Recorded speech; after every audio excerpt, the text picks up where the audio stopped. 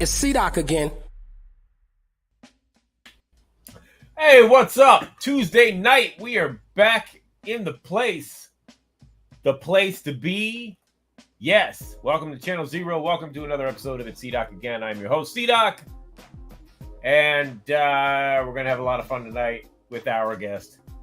So, but first, got to introduce the co-hosts, the cohorts, the co-conspirators. First up, he has got the best account on Instagram. If you don't follow him, you're a sucker. Ladies and gentlemen, the Culture Clip King, Ultramax Evan. Word up, Doc. What's happening, brother? What's up, man? How are you?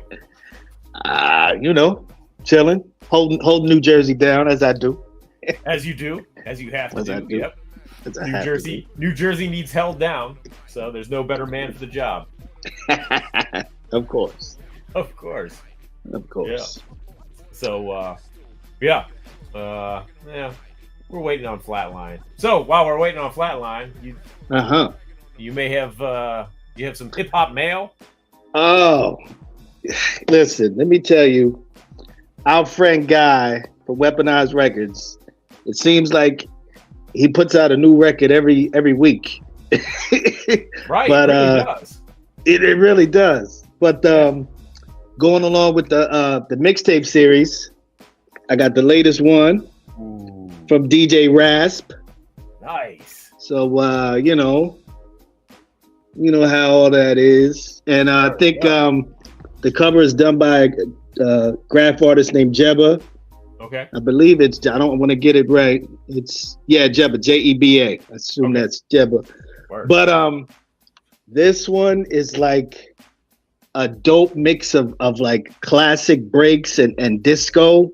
Wow. So it's like, this one, like every time you pick up one of these records, it's all a DJ mix, but it's something different. So this one is more like breaks and like disco mix, but it's dope. It's like, heavy on the drums. So we have the Stet Funky Drummer tonight, so it's heavy on the drums. We did heavy on the drums. It's a good thing. Yeah. Okay. Also joining us tonight, we're doing it a little bit out of order, but that's all right. Of course, she got her start in classic rap radio. Our lady from the heyday of K-Day, Jennifer O'Jenny. Hello, hello. hello. West Side. West Side. There it is. What's up, JOJ? Things are thinking. Things are thinking. Word yeah. up. But I had to at least come in and say hello and I'm gonna let you bring on our guest tonight when we get to that. In a moment. Before we do that, our other co-host this evening, he is the president of Rap Station, the man behind Hip Hop Gods. He just had a birthday. Ladies and gentlemen, Flatline. Yo. Oh boy, wow. Flat Lizzo. Happy birthday. Even though I told you on your birthday. Thank you. Happy birthday. Yes. Exactly. Happy birthday. Yeah. Thank you. Cheers. Does 49 feel any different? No. Not at all. Not at all. Same old. Yeah. Yep. Yes, indeed. All right.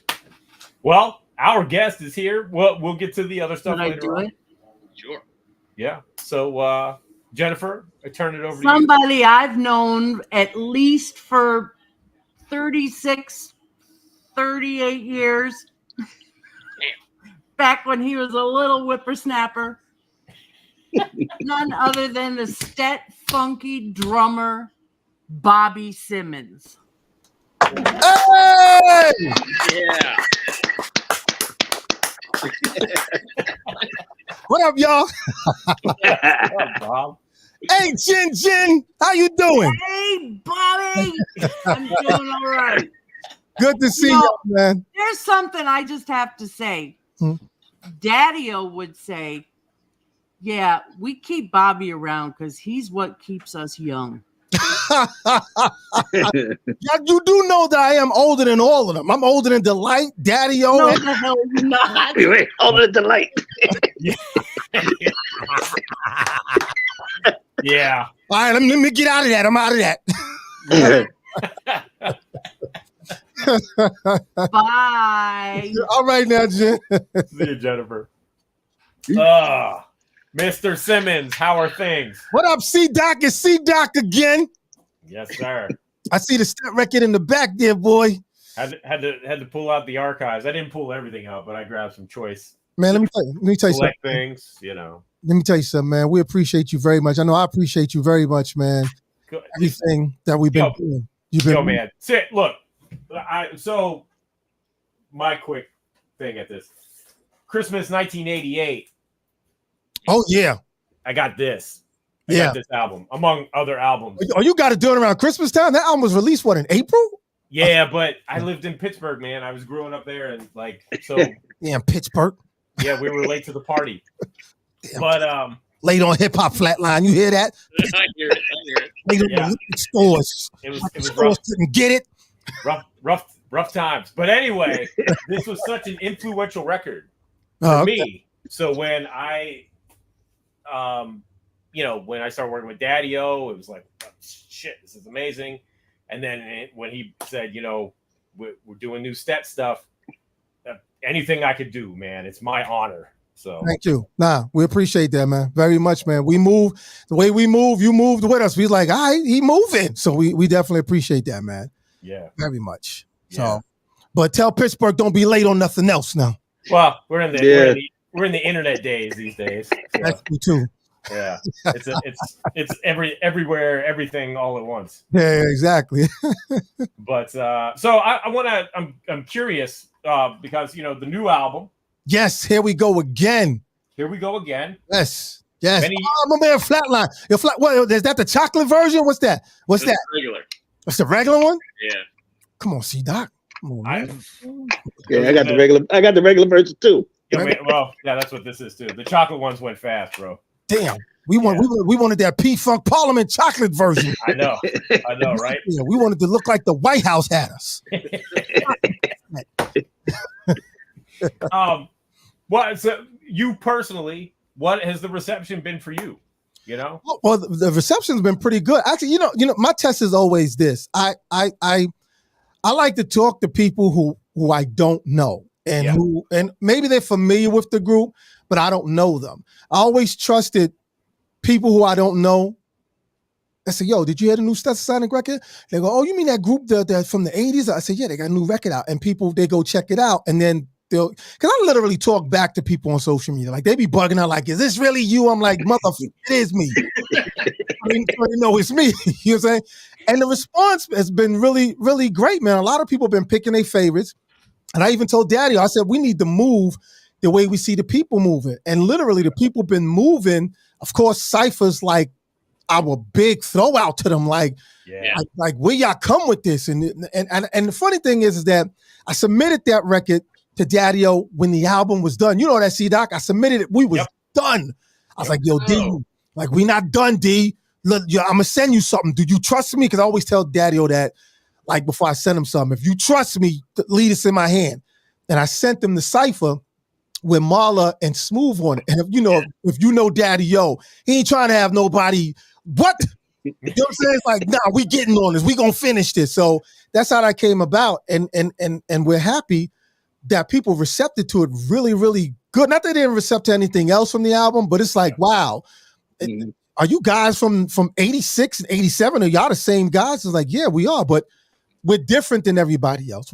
People got to remember, we're musicians. We literally grew or still growing into this game they call, we're growing in the music business. People are just growing in the popularity entertainment. We different. You know what I'm saying? It's like, we ain't trying to date or trying to get pictures with Paris Hilton and be like, we ain't trying to have Taylor Swift like, yo, follow Taylor Swift, be her boyfriend so you could be popular. We ain't trying to do that. We're musicians.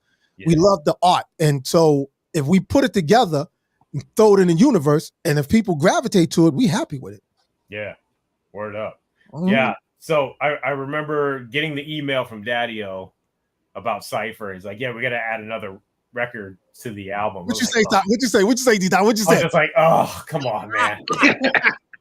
I'm like, I thought we were done. He's like, no, but he's like, wait till you hear this shit. And I'm like, all right, okay. And then he sent it, and I'm like, oh yeah, it has to be on the album. Yes, sir. Yes, sir. Yes, sir. No, there's no question. I got you, Doc. I got you there. Yeah. All right, then. We want to make sure you. I said, see, Doc locked in. Said, yo, he locked in. Good, long as you locked. We good, man. But no, I really wanted to make sure that, because me and you talked on the phone, and I even said it to you. I said, yo, Doc, we need to make people understand, even though we got songs that they have a rhyme pattern, because that's style and people like it because they do it good. But I said, yo, Doc, we need to make sure people hear them really doing bars. Yeah. I said, so we need a record so people won't be calling them old, like guys. So people is like, yo, these guys are they writing their own stuff? Like, yeah, my guys write their own stuff. Yeah. So it was kind of good that we took a chance on that, man. We took a real chance, and thank you to my girl Mala Raines who battled every dude. If y'all remember Mala from the early 2000s, and she battled every guy in this what was it? Was it Double XL? The Source, one of them battle raps that they used to have, and she used to murder them. So yeah, she's a good friend of mine. So when I threw her the track, like all of them came through for me, Doc. They was like, yo, even Smooth. So I said, yo, Smooth, man, you think you got time to do a track? Literally, Smooth told me to shut up. He said, send me the track. I sent him the track. He sent it back in 2 days. Wow. It was done. Yeah, man. I'm like, yo, so we appreciate everybody coming through for us, because we only people that get the assignment. If they get the assignment, we're not just looking to do features with people because we want to gain popularity from them. We need to find somebody that's going to fit like a glove with the project that we're doing, or if they get the assignment of what we're doing. We're not those kind of guys that's like, yo, if we're going to do an album, all 15 tracks should be all 15 features. That's not what we're doing. Right. Yeah. I'm saying, no And thank you for that. Yeah, exactly. Flatline. It's like no disrespect, but it's like if we gave everybody 3 Stetsa Sonic albums, which means you got Stetsa Sonic. We shouldn't be at this point where like we don't feel comfortable that you're not gonna like Stetsa Sonic works, or you're gonna like Sonic featuring Busta, featuring Kendrick, featuring L, featuring. We're not doing that. Yeah. We're not doing that. So we're happy that we was able to get in the lab and bring the energy. And Daddy knows me. He knows if my energy go up, Bobby got something. So it's like if we feel it, it's gonna work. Yeah. Yeah, you guys, there's a definite confidence on the record that it's like, yeah, it's been a while since we put out an album. Right. But so what? It doesn't matter. Right. Yeah. And you guys are a great example for your peers that maybe, kind of like, should I put an album out? Should I record new music? Yeah, absolutely you should, because you are like at your peak right now, I think. Right. Yeah. But right? And so good at your craft. Yeah, and we got those feedback from people like, no, and again, I'm not taking shots at nobody because they still are friends to this day. But back in 2019, I mean, Daddy-O was blowing that horn for a while. Yeah. So when we finally came up against a lot of people, like we came up against MC Light, like we did some shows with Light. We was like, yo, Light, you need to put out a new album. And they told us then, nah, man, these young kids ain't trying to hear what we doing. It's a different game. And we're like, why are you worrying about the young kids for? What are you worrying about them for? You know what I'm saying? Yeah. You know the cotton candy they want. Are you going to make cotton candy for them, or you got some artwork that you want to get out that that you're doing? Yeah. And it took them a long time. And you Doc, Daddy-O. Sometimes Daddy-O get in his zone and he let people know, see, I was trying to tell everybody. Yeah. I gotta be honest. I watched them because I did it myself. I went to people even when we was working on the album, like, yo, we working on the album. They just didn't feel like the new generation or the market wasn't going to try to hear from us. So I stopped. I was like, you know what? Then I just worry about my guys. And they've watched us. The only one who had really strong support for us was LL Cool J. LL Cool J was the only one who had some serious support for us, because when we released Now Y'all Giving Up Love, Doc, I remember Daddy-O called me, because Daddy-O know I'm in touch with everybody. Ask me to call somebody in hip-hop, I can call them. I'm in touch with everyone. Right. And Daddy-O said, yo, did you speak to L? I said, no. I said, why? He said, L just called me. Like, for what? He said, Jay Hudd, who's his partner at Rock the Bells, said that he was playing it, listening to it, and that L asked him, who is that? And he told him that's Stetsa Sonic. And L was like, Stetsa Sonic, like, and he was like, yeah. So L called Daddy-O, and I saw L at I kind of confirmed it and backed it up well when I saw him at the Michael Jackson play over the last summer. I said, yo, man, we appreciate you showing us love. He said, yo, man, I was surprised that y'all was even putting out new music. I said, yeah, man. Like, you know, we're not waiting for nobody to tell us that, you know, we still good. It's like we making music. If we like it, somebody who's into the zone we into is going to like it. Yeah. We're not concerned about the younger generation. It's like, if they want Ice Spices, I'm not mad at it, take it. But I don't make cotton candy records. Right. I don't do that. I made records with Living Color, Red Hot Chili Peppers. So my zone is a bit different and artistic. Yeah. So you're either going to get it or you're not going to get it. Thank God most of the younger generation got it. So, you know, we'll see what happens as we keep going forward. But even then, it's our generation that are waiting for the music. Like, I get it for the kids, but for us, just on the panel, hey, where's Stet at? Oh, they got a new record? Like, you know, I almost feel like when we were kids, we were supposed to get to a certain age and start listening to R&B. Like, we were supposed to stop listening to hip-hop. We were supposed to listen to R&B. Right. We still want that. You know, we still want that music. So thank you for putting it out. No, and also changing. The thing is, too, is that, look, Doc, if you know us, and I know you work with Daddy for a long time, you know us, people throughout our entire career, and this is like really the honest God truth, flatline, y'all. Throughout our entire career, we were the group that every rap artist watched. Meaning watched our move. Chuck will tell you that too. Yeah. Like they watched us like, what are they going to do next? What are they doing? And they also knew in that group, there were separate guys in that band that produced hit records and know how to produce records. Right. One is Prince Paul. So they know, so they watching how they move it. Like they all watched us. All they kept doing was watching. And then when we put out the first single, they was watching, but then it was like, they ain't nobody gonna bite into it. Then when they saw us put out the second one, they was like, yo, what the f they doing? It was the Fallen Soldiers that got them. Cause they was like, yo, that we did a show and Onyx came up to us like, yo, that Fallen Soldiers shit was dope, y'all. We was watching. So we know they're watching us. And they don't, to certain people it may not seem like it because to other people it's loud. Like, yo, but to us it's like, yo, what are those guys are doing? And they watching us. Now, Cypher, they really watching us. Like, we asked L, yo, L, you want to get some of this? L, we know L watching because L was like, yo, I just want to concentrate on my album. Oh, we got love for L, though. We ain't mad at him. That's our dude. Yeah. You know what I'm saying? So, but we know they watching, and that's all we wanted them to do was say, see, we weren't afraid and nobody dissed us. I have not seen, I only saw like maybe 3 or 4% people say, man, them guys are old school dudes, man. They need to give it up. That's 4%. Yeah. 4%. There's always some fool that's gonna say some dumb shit. Yeah, so. Yeah, but 4% don't make me mad. You know, 70% will make me mad. You know what I'm saying? Which means 50% don't make me mad, 40% don't make me mad, 30%, it doesn't make me mad. You know what I'm saying? It's like it shows me that my work is swimming someplace. And it's getting to somebody. So we're happy about it. Yeah. I just had to pop in and say, when it comes to when Fallen Soldiers came out, nobody else could have done that record. But you guys. Thank you. Thank you. Anybody who was waiting for a record like that, it had to come from you guys. Thank you. Yeah. And that was a last minute record. Yeah. Somebody died while they was rapping. I was like, yo, D, such died. He's, oh, man. So we had to keep adding, to make the record. So we were sad. I think it started when Coolio died and Daddy-O called me and said, yo, man, Coolio died. And that was our people's. Yeah. So I was on the phone with Daddy-O when it came out that Coolio died. There you go. And he was like, I didn't know you knew him like that. I'm like, yeah. And he said, okay, I know what I got to do. Yeah.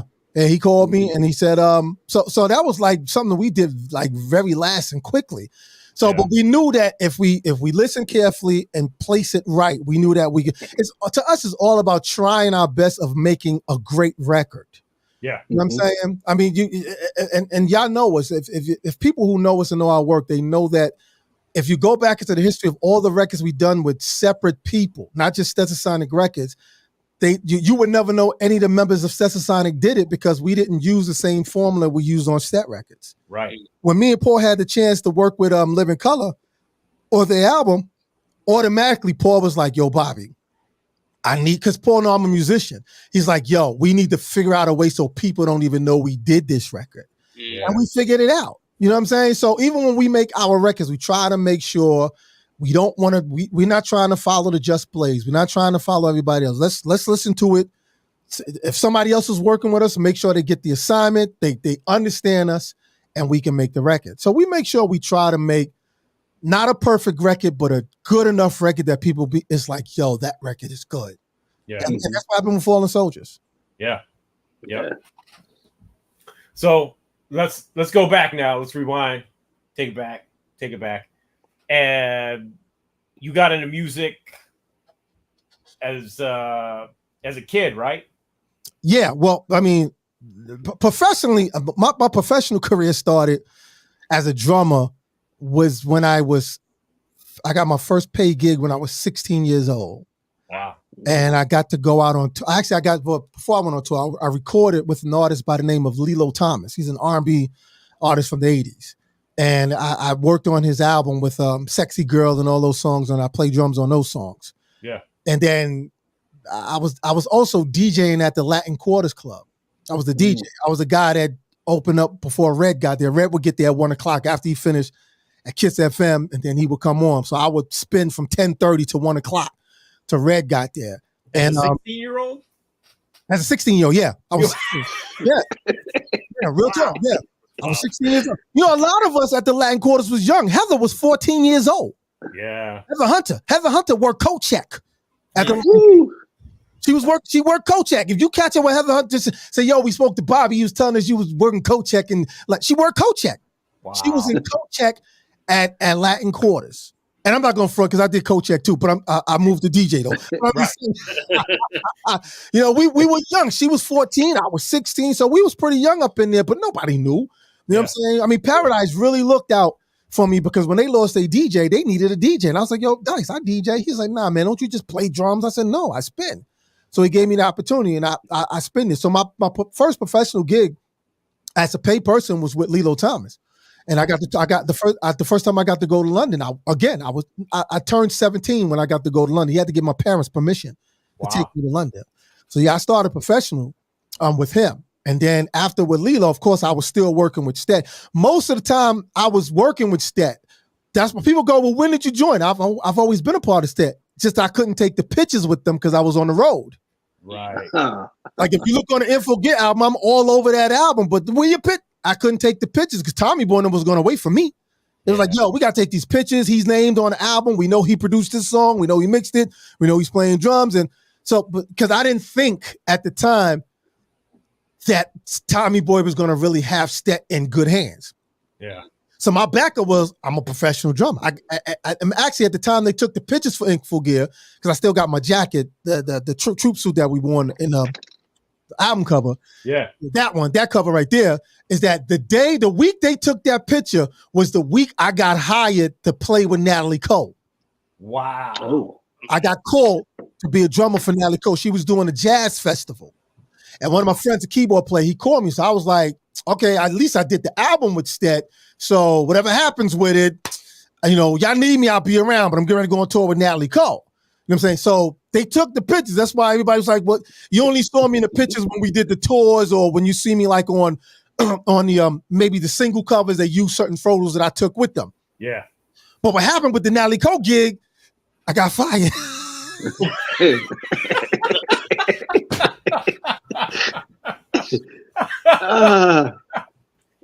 I got fired. You know what I'm saying? Because I caught. I'm gonna be honest with you guys, because we family on some service. Right. Your flatline service. I'm gonna be honest with y'all. Yes, sir. I got the Natalie Cole gig. First of all, I know the history. I know her pops is Nat King Cole. You can't tell me nothing. I know the music history. I know. So my whole attitude was like, yo, the first Stet album kind of did good. So it looked like we moving nice. So the second album is getting ready to come out. The second album wasn't out yet. It wasn't prepared to go out yet. Okay. So I'm like, yo, I'm a little nice. Seemed like things is moving. I just came back off with Lilo Thomas from Europe. You know, we just did a tour with Alexander O'Neal. So in my head, I'm like, I'm set up. So I went in Natalie Cole's rehearsal. My boy hired me, keyboard player, hired me. And he said, so I went in there, I'm playing hip hop beats. I'm in there like, I'm playing hip hop beats to songs like we was doing one of them the Party Lights, one of them songs she had on Classics album, and I'm doing what I did on Messages in my music. I'm doing that, and her whole attitude was like, yo. First, she whispered to my man, the keyboard player, was like, yo, talk to him, tell him to calm down. He need to lay in it. So I know about laying in a groove. I know all about all that. Yeah. But my head was telling me, yo, Natalie, I'm telling you, this hip hop thing is getting ready to blow, and you need to have some of this in you. I'm gonna tell y'all the honest God truth what Natalie Cole told me. Natalie Cole looked me in my face, and no disrespect, this was when she was on her coke days. So I knew she was messed up, but she wasn't stupid. Right. She ain't tell the music director to talk to me. She talked to me herself. She said, let me tell you something. I don't care what group you in, what album y'all getting ready to put out. But in my shows and what I do, you do it the way how I want it done, or you can go. And I just kind of backed up. Like, whoa. Then Natalie Cole just checked me. Right. She checked me. Right. I got fired.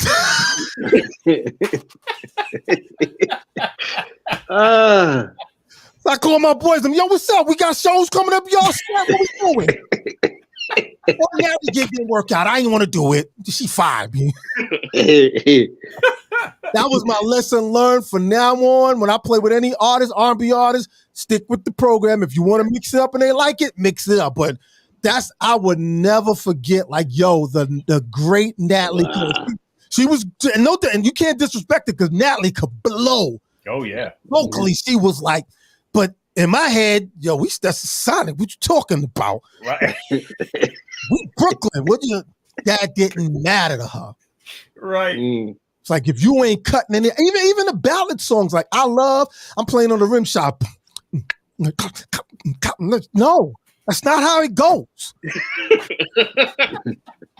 I thought she wanted some hip hop to it, like the Boogie Boys. But no, that ain't what she wanted. I got. I'm not embarrassed to tell that story. Now I'm not embarrassed to tell it, right? Because my career, it extended. I thought that was the end of my career. You know what I'm saying? That's why I call my guys like, yo, Daddy, what's up? What y'all doing? You still moving? Are we in full gear? Exactly. Like, the album's gonna come out. The album's getting ready to get released in April. Then I'm like, okay, Pep, Dad already took the photos. You know what I'm saying? So the album cover I missed, but I made it on time. I probably wouldn't have did the tour with Chuck with Running Them neither if I was still playing with Natalie Cole. Yeah. It was kind of a blessing. She fired me. No, it wasn't a blessing. I got fired for a reason because I really wanted to play with her. Yeah. But after that, we did the Runs House tour. Yeah. So that was the summer. We started the summer with the Runs House tour. And then after we finished that, then we did the Public Enemy Bring the Noise tour, which started in October. And then and we went on, and then we did a Europe tour first with us and EPMD, and then we came back and then we did the Bring the Noise tour. So it was perfect timing. Yeah. Yeah. Any Runs House tour stories? That had to be crazy. Well, we had fun. Guys, though, I saw Jazzy Jeff. We did a show with them recently, I think, like either the beginning of the year in Atlantic City. And I asked him, I said, yo, Jeff, do you remember the first show? Because they were on that tour. It was Run DMC, Jazzy Jeff the Fresh Prince, Public Enemy, Stetsa Sonic, EPMD, and I think Big Daddy Kane was on that too, I think. Wow. Damn. That was that package. And I remember, so I asked Jeff, I said, Jeff, do you remember the first night of that tour? He said, yeah, it was Cincinnati. I said, it wasn't Cincinnati. The first day on that tour was Tallahassee, Florida. because we had to drive out to Tallahassee, Florida. We were the only group that didn't have a tour bus. Tommy Boy didn't give us a tour bus. So we got our boys, Walt and Mitch, and them. They had Aerostars back then. That's when we had the Aerostar vans. Yeah. We would load up the drums and everything in Aerostar, and we had to drive to these places. And that was the first date of the tour. And then he thought about it. He was like, yeah. Because I remember we was in the hall. We were kids, so don't laugh at the story. We was doing dumb things in the hallway, like throwing water in the hallway and throwing pullers out in the hallway, knocking on people's doors and run. We was doing stupid stuff back then. We talking about 1988. Right. We was being dumb. So we had a great time on that tour. And Jam Master Jay actually was the first person who said to us on that tour, because we actually opened up. They would flip us in EPMD. It would be EPMD will open up, and then we play second bill, and then some shows we open up, and then EPMD play second bill. Okay. And I never forget, Jam Master Jay told me, he said, yo, man, he said, people, they're gonna get what y'all doing. Because we was doing the band thing, and he's a drummer too. He was a drummer too. Mm-hmm. And he said, they'll get it. Don't worry about it. You know what I'm saying? He's like, and sure enough, he was right, because everybody connected after that. I mean, you had the Fugees, you had the Roots, and I don't even want to consider the Roots a hip hop band, because they literally was like a studio band. Mm-hmm. They just had thought as their rapper. Yeah. So that's what made it hip hop, because they had this guy who really spit bars. But without him, they just a funk fusion band. Right. Pretty much what they are. But the hip hop connection is what made people think they were a hip hop band. Yeah. Wow. What was it? So I was gonna ask about Info Gear, because Chuck had told the story about on the previous tour before you guys recorded that album. Right. You talking about the what tour was that? The Dope Jam tour? I think so, yeah. I think it was the Dope Jam tour. Yeah. And that was it. He said, yeah, that planted the seeds because he was working on Nations, you guys were working on Info Gear, and then Paul was just starting to come with the De La stuff. Paul would play that tape on that bus, not every day, but everywhere we went. Because sometimes Paul wouldn't play stuff that he was doing. Paul would keep it to himself. But he was playing that, and let me tell you something, man, about Paul. Paul literally, and I can say this because we've worked together on many projects, not just Stet Records. Yeah. And Paul, sometimes I'll be talking to him and he don't hear you because he's in the zone. Whatever he's thinking of doing to this record, I could be like, yo, Paul, bring the bass up. But do you think well, I could be talking to him and he just don't hear you. He's literally in the track. And they go, what you said? You saying something? He don't hear. He's literally trying to figure out how to move this record around. Yeah. So that's why I said, instead, everybody has a different way of producing records. That's why our records, you could never figure out if it was done by us, because we didn't have a specific sound. Timbaland sound. Right.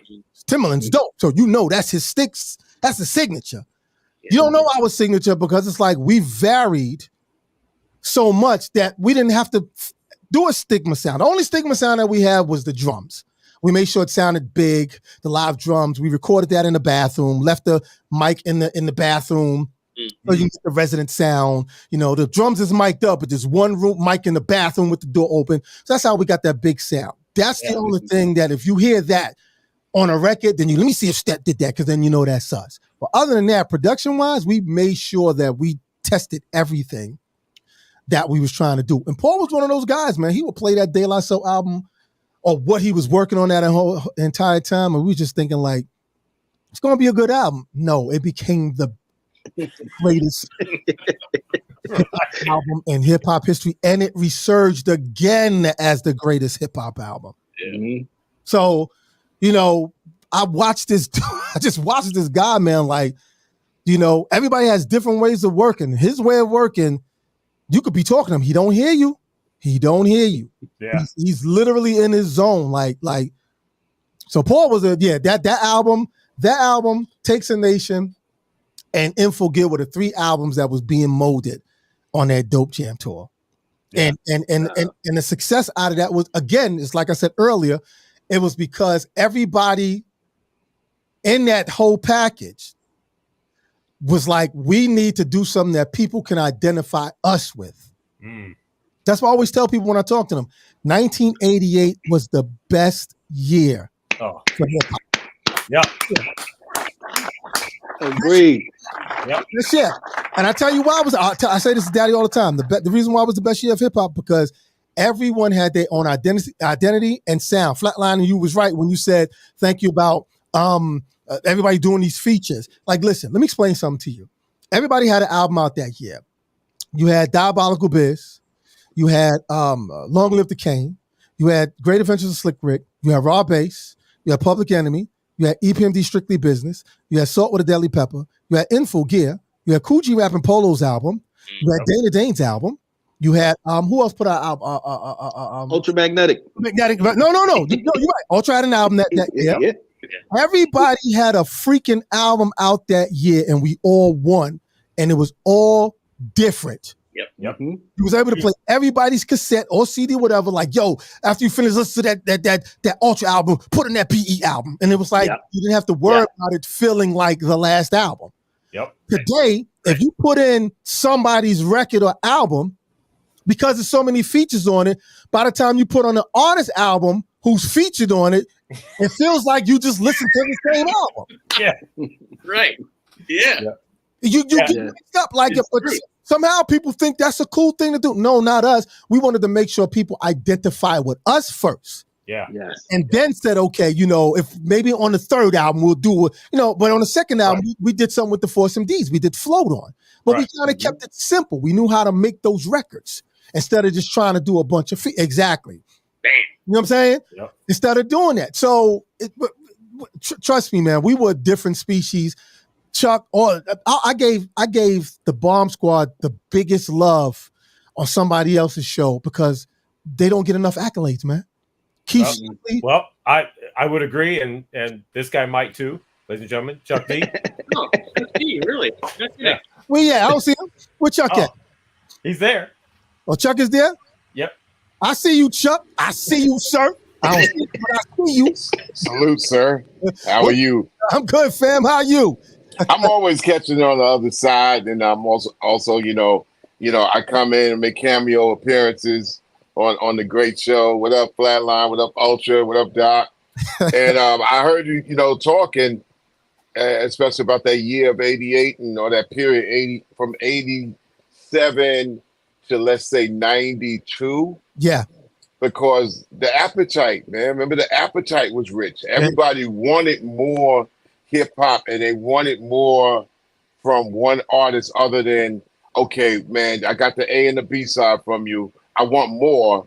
But record companies was like, I ain't giving you no more until we figure out how we make up for that, the money we put out, which was nothing at that time. Right. Once they had a single. But remember the appetite, Bob? Yeah, man. The appetite was like, I got me a box, or I got me a Walkman. And I you know what? Even if it's a hot joint out there, I can't play my hot joint as a cassette unless I buy somebody making me a tape. Right.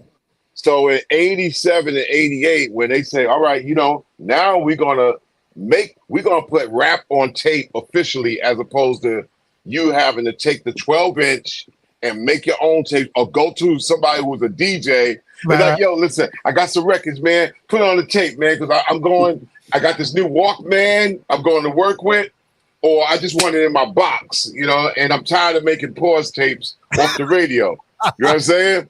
I know, those drops, Mr. Magic drops. Let me get that out of here. yeah, but also Profile put out Mr. Magic. Remember the first one? And he had all the singles on it. Yep. Then on the West Coast, Priority, they put out all the singles on their Rap Masters series that just kept coming out. And that was the key aspect for saying rap artists need to make albums, because the appetite was like, yo, now y'all putting my favorite joints on tape. And I'll give you this story. Our first year when we were sharing the bus, Public Enemy and Stet, and I think Bob was the one that was in Brooklyn in the lab, looking like, yo, man, I'm looking to get put on and all that. And I know you was like banging at Kasim, or like, yo, man, what's up? But anyway, we was out there, and the first time me and O'Dad went out west together, we went into San Diego, and we seen that. I think the first dude that had it, like Eric B, came back from the swap meet, and the San Diego Coliseum had a swap meet there that day. And in the swap meet with vendors and all, of course, they had a couple, but they had one dude there that he had all the tapes. And Doc could see my collection where you saw how they packaged it, and they put all the joints on it. And that was the first time we seen anything like that. Me and Daddy O was like, well, first Eric B and his crew wanted to turn the tables over. And just basically said, yo, y'all the private bootlegging, and we're gonna beat y'all down. And they tried to kind of intimidate every market we went into. But that, yo, man, when we saw that in San Diego, and this cat had them all laid out and beautifully of every single hot joint back to 85. We were like, yo, man. So me and Daddy O just bought them all. We kept buying them and played them all tour long. But right there and then, not to cut you off and make it long-winded, that's when we knew that the record companies sniffed the attitude to say, you know what? Yeah, we're going to put out albums, but these albums primarily going to come out with cassettes. And that's why, and here we go again, the beautiful aspect of this album is that I can hold a cassette of it in my hand. Right. Which signifies a brilliant Big Bang period. Thanks. Thanks, man. We happy about this album, man. We still moving. We got more work to do, and we starting it now. So as I said earlier when I came up, man, we appreciate that y'all moving with us, because we ain't want to be out here by ourselves. Hey, album of the year. Album of the year to me. Thank you, man. I wish we could trip down to Australia together, New Zealand, and that would be perfect. Maybe somebody could get behind the sponsors or whatever. But yo, man, I don't want to even do nothing unless it's significant. And this is significant to try something out. But I would tell you, this is a case in point. The energy, the ability, the togetherness, the wherewithal. It's Stet, man. It's Stet. Yeah, there's Stet, there's Cypress Hill, and there's the Locks. And my three joints as groups that I want to pay my money and see. Right. And that's just that, man. Tell me a little bit, and I'm not intervening. I don't mean to cut my guys off and all. Nah, come on, man. It's all good. Tell me about to me the most exciting video I ever saw was, I think y'all went and shot, a video down in Norfolk State. Oh, talking about No BS Allowed. Yeah, No BS Allowed. Tell me about that, man. How'd that go down, man? Because that shit was to me, it was so significant and so mighty and powerful. It was to me, it's it reminded me of the Midnight Special. It reminded me of like the Soul Train Live Get Down Band at the same time. When we did actually that literally was a concert. When we went to Norfolk, Virginia. That was during that was in October of a homecoming. And on the bill, we were headlining, but Stacey Lattisaw was the opening act. Ah, okay. So we literally shot that video during the live performance. We did it twice. We shot some scenes during sound check. That's why when you see the video, you see the big signs, STT. They're big, they're on the floor. And then when you see the concert, you see they're up in big lights, STT. So the concert was with the big lights, STT. They got some shots, some up close shots of everybody during sound check, so they could put the video together. But we shot that in Norfolk during the homecoming. It was us, Stacey Lattisaw, and it was somebody else. I don't remember who else was on the bill. It was another rap artist. I think it was Sweet Tea was on the bill. And that's when we shot that video. We were the headliners that night.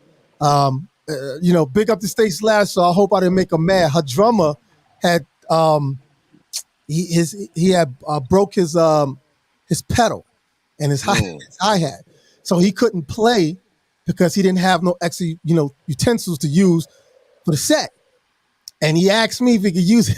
And Daddy-O said, nah, man, let him use it, because what if he break it before we go? Oh, God. I said, nah, D, this is Stacey Gladys song. I don't care if Stacey Gladys song. Oh man. Come on, Chuck. This is the 91 days. You know how Daddy-O was, man. This is 91. Yeah, because he was still pissed off at M2, man, with the talking all that jazz. Yeah, exactly. But I wound up letting him use it though. But I remember Stacey caught an attitude with us because Really? Well, come on, man. Like, and I love Stacey Gladys song. It was like, I know, right? They was like, and at the time, Asim was our role manager. So Asim had to talk to her and her people about, and Asim talk. He was like, you got to understand that, I'm like, yo, this is man. I'm using set. Negotiator. But that was that night. That was a Norfolk, Virginia. Wow. No BS Allowed video. Yeah, and that was one of the videos we had to pull Tommy Boy and them tooth to make for us because we was like, yo, come on, we need a video. And we wanted the lights and everything. Actually, they didn't really want to put all that in. They just wanted to shoot a concert scene, and we was like, look, we got to look like the band Kiss. That was exactly how it played off. Yeah, that's exactly how it came off. I mean, I thought it was like Kiss at Midnight Special.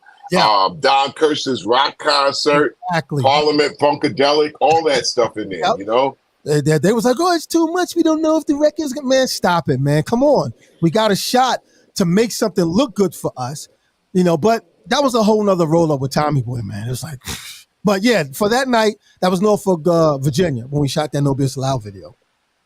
Did you say any yet how you felt about Unsung? Because that was something to get around, man. That was a beautiful documentary to be able to take it and repackage. Everybody, I love the Unsung. The one thing that made me happy was that the producer allowed me to call everybody because they actually was going to use their people, the radio people that knew speak about it. I was like, nah, let me call. I got everybody's number. Let me call everybody who was a part of what we were doing to speak for us. So that's why when I called you, Chuck, I called Ice, I called Mace, I called Shantae, I called Rest in Peace, Mr. C. I said, I need people who's going to talk about us that know us. And we got to watch it before it aired. So they sent me like clips and things to keep in, the things to take out.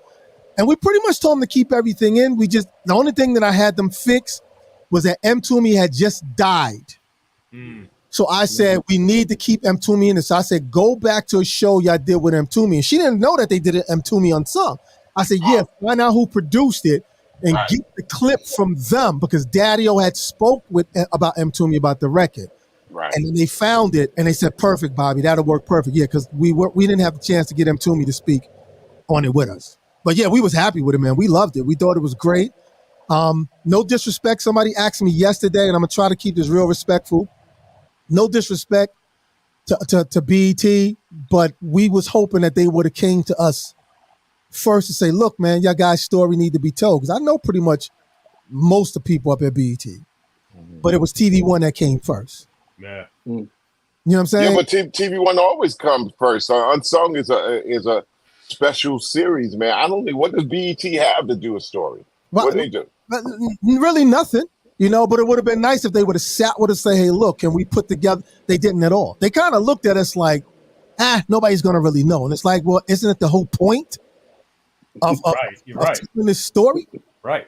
And and the guy who actually, who called our manager said, yo, because he was doing something for Morris Day. Because the guy who manages, his name is Courtney Benson. He manages Morris Day. And when Courtney mentioned him, I got Stetsa Sonic, dude freaked out. He's like, you got Stetsa Sonic? He's like, yeah. It was the guy there who said, yo, has anybody told their story? And that's when he made the connection with us. And then we got with the producers. I was like, yo, let me call everybody that worked with us because I needed our story to be told through your eyes. Right. You know what I'm saying? Not through some DJ. I mean, it's cool if a DJ was playing our record and they liked us. We like that. Yeah. But it sounds better coming from people who was with us. You know what I'm saying? Because Chuck could tell that story about, whatever his connection and about the tour bus. Those 3 albums came about from when those guys were doing the Dope Jam tour. There's like 15 people on one bus, on a 12. But before that, when me and Hank were promoting Stetsa Sonic in Long Island in Connecticut, and we driving to Bed-Stuy and driving them out and giving them the super. Like I met Stet as a promoter on WBAU and a big fan and a promoter. So we said we giving you the, we didn't have red carpet, but maybe we give you the black carpet treatment. And they were the perfect foil for our promotion. And as soon as, like, for example, the Just Say Stet came out, and we were on it immediately, and we had that record going around like hot fire 86, and then we promoted Stetton in Long Island and also up in Stamford, Connecticut, man. So that it's funny, I had that relationship with the group before then from a promoter, and then a year later we sharing the bus together on the death trip. So you write half a life, and trust me, the life is going to write the other half whether you like it or not. Right. Yes. Exactly, man. Yep. So we was happy with that, man. We proud of this album. Here we go again, man. We thank y'all once again for moving with us, man. So we gonna keep moving. Y'all gonna keep moving with us? No doubt, man. Yo, listen, man. The minute when you stepped into the full role and was a drummer instead, I said, now there's a person alongside Daddy O that has the same piss and vinegar, because Delight is humble, you know what I'm saying? And he's quiet, laid back in the cut. But old Dad, a lot of times he was like, pop, the firecracker that's nonstop.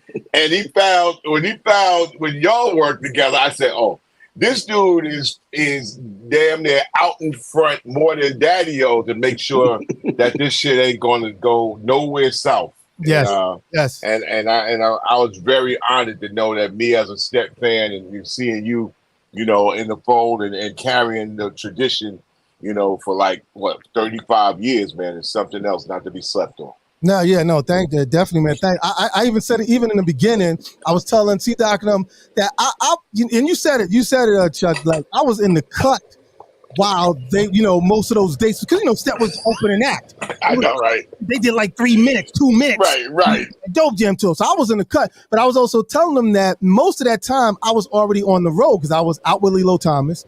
And I told the story about how I was out. Well, I was almost out with Natalie Cole. You know what I'm saying? Fired me. You know what I'm saying? But that was the moment when I was like, listen, it's either all or not. And me and Daddy-O was always friends anyway. We grew up in the same neighborhood in Brownsville in East New York. So we were always friends. We used to rehearse at Unity Plaza Center in Brooklyn. So we was always friends. And we have family members that were in other bands like the Fat Man or that's why I wanted to ask the question. Like you grew up right under the shadow of so many old school Brooklyn bands, Educationals with Brass Construction. I mean, you had Brass Construction, like you said, Fatback Band, who makes the first kind of hip hop record, rap record. Right. Did you know Kingpin III? Did you know him? No, you mean the rapper? The rapper. No, I didn't know him. No. Okay. No. Yeah, but I didn't mean to cut you off. Go off names. Sky, also from Brooklyn. Yeah, Sky. All the South Soul groups, right? Yeah, that's my auntie right now. My auntie Denise. I'm all of them. I'm still in. Because as a musician, you want to be in touch with some of those cats. Because again, like I was explaining earlier, it's a musician thing with us. You know what I'm saying? We really take pride in the art of being musicians. And that's how we approach the album. We approach the album from a musician standpoint and from a hip hop standpoint. I mean, I tell the story all the time. I say, of course, we all a big James Brown fan. Who's not? But as a drummer, for me, I didn't learn how to play drums from Clyde. I'm happy that I'm friends with the guy who I grew up learning to play drums with. I finally got the chance to hang out and talk on the phone every day with Diamond from the Wild Place. Wow.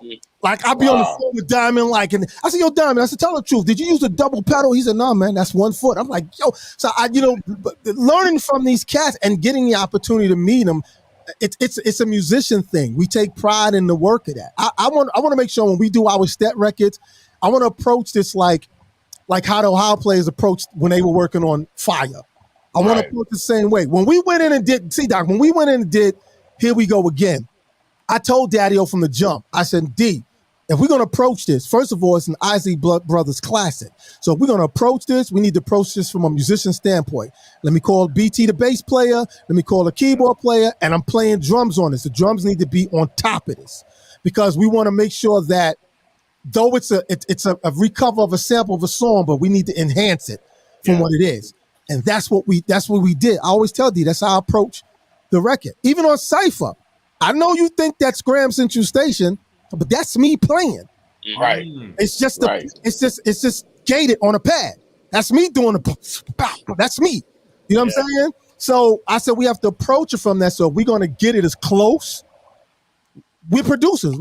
People still say to me, "Damn, B, you still going to recording studio to record? You should do it at home." Get the fuck! I'm going in the studio. I need to be in the room. I need to be in the city. I need to act the same way I acted when we was going to Chunk King. That's how I need to act. I need to feel like, okay, I'm getting ready to go to Green Street. I need to feel that way. Like I'm getting ready to I need that New York City energy, because that's what we were capturing. When I remember we used to go. I remember we did. Sally was the last record, Chuck. I don't know if you know that. Sally was the last record. Sally wasn't going to make In Full Gear. Oh, wow. It was the last record. Right. If it wasn't for Russell saying, "Yo, that shit," you know how Russell was. He was right. And that's when they went in, Paul and Fruit, and they all went and they fixed it, because they actually had that track before the Info Gear album. It was a throwaway. Yeah.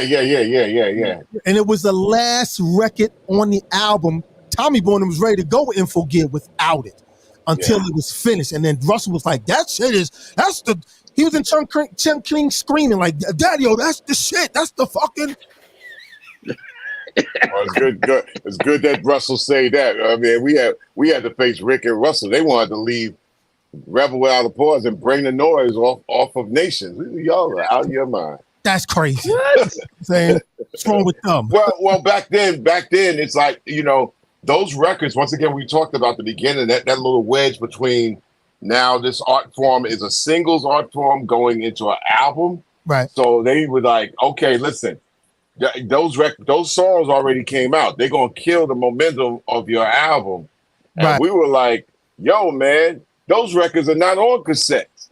You know what I'm saying? Those records wasn't on cassette. We got to put them on this record. Matter of fact, things happened so slow back then.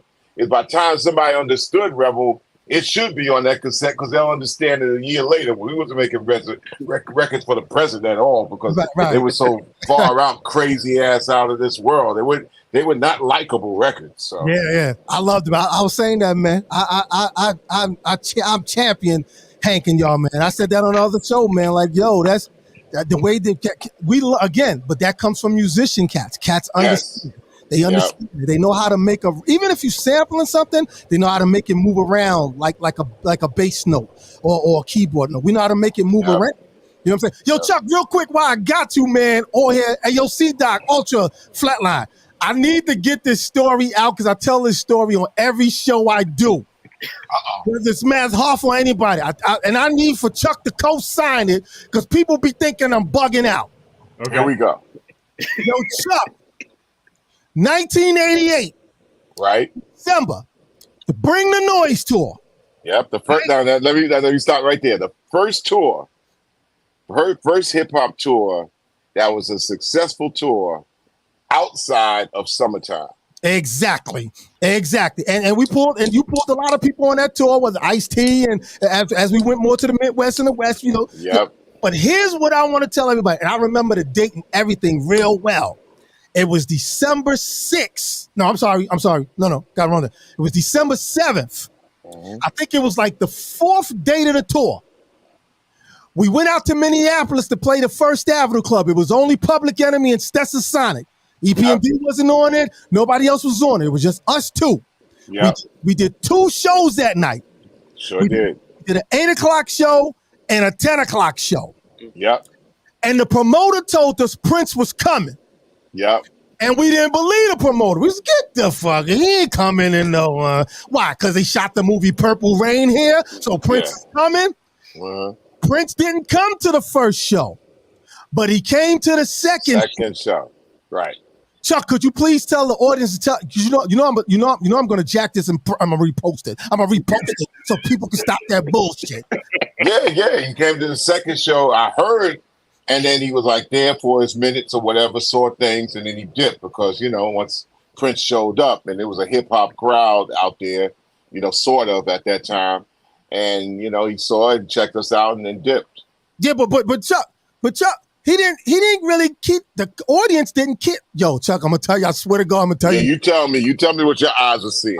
No, because when y'all was performing, we was in the audience because our guy Mitch brought us over to meet Prince. We met. Oh, okay. All right. So I didn't see all that because if I was on stage, I didn't see it. Right, because the guy told us, he said, we asked, Mitch asked him, he said, could I bring the guys over to meet Prince? And the guy, his bodyguard with the ponytail, he's like, nah, yeah, cool. That dude, right. Yeah, he was a Stet fan. He was a fan. He liked us. So he was like, yeah. Bring him over, introduce him. I remember that night, Prince's hair was blown out. He had on this long black trench coat, and he had on these black leather gloves. And he introduced us to everybody. And Mitch said, I'll never forget what Mitch said. Mitch said, yo, Prince, this is the real Prince. This is Prince Paul. He shook Prince Paul's hand. And Prince said, everybody said, nice to meet you. And that's all he said. This is Bob, nice to meet you. Went to DBC, nice to meet you. Went to Fugon, nice. The only one he met last was Daddy-O. He met Daddy-O when he was going in his car. Oh. That's when he was dipping. Because that was the second show. And it was snowing outside. I keep telling people, like, man, everybody said they met Prince. Prince came to see them. I'm like, yo. Chuck, for real. Chuck will tell y'all. He was surveying the ground because, at that time, he just got finished with signing the Chimes. Yeah, exactly. And he was checking out like, yo, man, this. First of all, we were in Minneapolis, and the only place we could play there was First Avenue. Yep. It wasn't like they didn't have the Target Center or any arena at that time. So that's what we played. They still had a local radio station that played a lot of rap, WNOV, a station up there. And it's a long time AM Minneapolis station that was playing a lot of us. So they were playing our records. And I guess, we came to Minneapolis. He was checking us out in his town. Yep. He felt comfortable in Minneapolis. So he came out, checked us out, and met y'all more than met us because we was busy working. Right, yeah, exactly. But he stayed. Yeah. He stayed on that wall, that one corner of that wall. He stayed there and just watched the show. You know what I'm saying? I was like, yo, this is. And all I remember was, of course, anybody that really met Prince, of course, everyone knows he really is short. But the thing that threw me off with Prince, man, was that he had that blown out hair, and his face was long, it was big, like I'm like. Wait, you thought he was an alien? You give me like he came from like another galaxy, man, an exoplanet or something. But yo, I swear, Chuck, man, I was so excited because first of all, the big up to the MPG because I'm friend. You met Tony? Did Tony tell you that? Man, Tony. I told Tony, I said, when the minute I heard Tony rap, Tony M for y'all people out there, Tony Motley. I said, man, I like this style so much. I took a little bit. I said, yo, man, I like how he rapped, man. Or he's like, yo, man, I grew up, and also we follow each other. And of course, I had to come with my Chuck D style in there or whatever. Yeah. But I was like, I like the way he rapped. And I said, he's a good pickup for MPG. I thought that at the time. Yeah, that's my dude. Me and Tony been for like going on 30 years. I met Tony for the first time when they did the Diamonds and Pearl album, and that's when I was able to start hanging around Prince and them because the only thing that I'm mad I never got the chance to do with Prince because Prince used to have these jam sessions like o'clock in the morning. So I'm thinking, yo, Bobby gonna get his chance. I'm about to play drums with Prince. This is about to be bananas. This motherfucker threw me a tambourine. I'm like, I don't want no tambourine. Play. I'm like, yo, Tony, can you talk to your man? Like, throw me a tambourine. See, only a real music cat is gonna be able to feel that, man. Like the way you just said it, man. A real music cat is out there and be like, yo, man, damn, Bob. I'm in the presence of this dude, like, yo, I want him to know I can rock. And he like, yo, and he pointed to his man. He said, you threw me a tambourine. And it was a tambourine with the symbol on it. I don't want this shit. Play, man. Anybody got any sticks? But I'm just saying, that's the one thing I wish I would have had done with him. But I'm just saying, like I had to tell that story, Flatline Ultra and C-Dog, because nobody believed. Every time I kept telling them, yo, Prince came to see a Public Enemy and Stet show. They was like, how would Prince come see a Public Enemy and Stet show? I'm like, y'all bugging. What's wrong with y'all?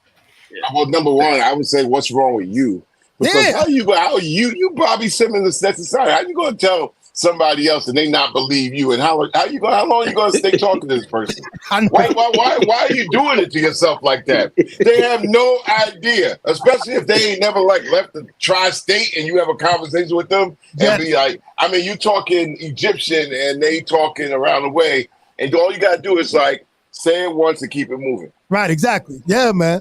The people always ask me what was our memorable moment, and even when we do Stet interviews, if you see it, I always mention that because it was the highlight, at least for me, for my life, because I was a fan.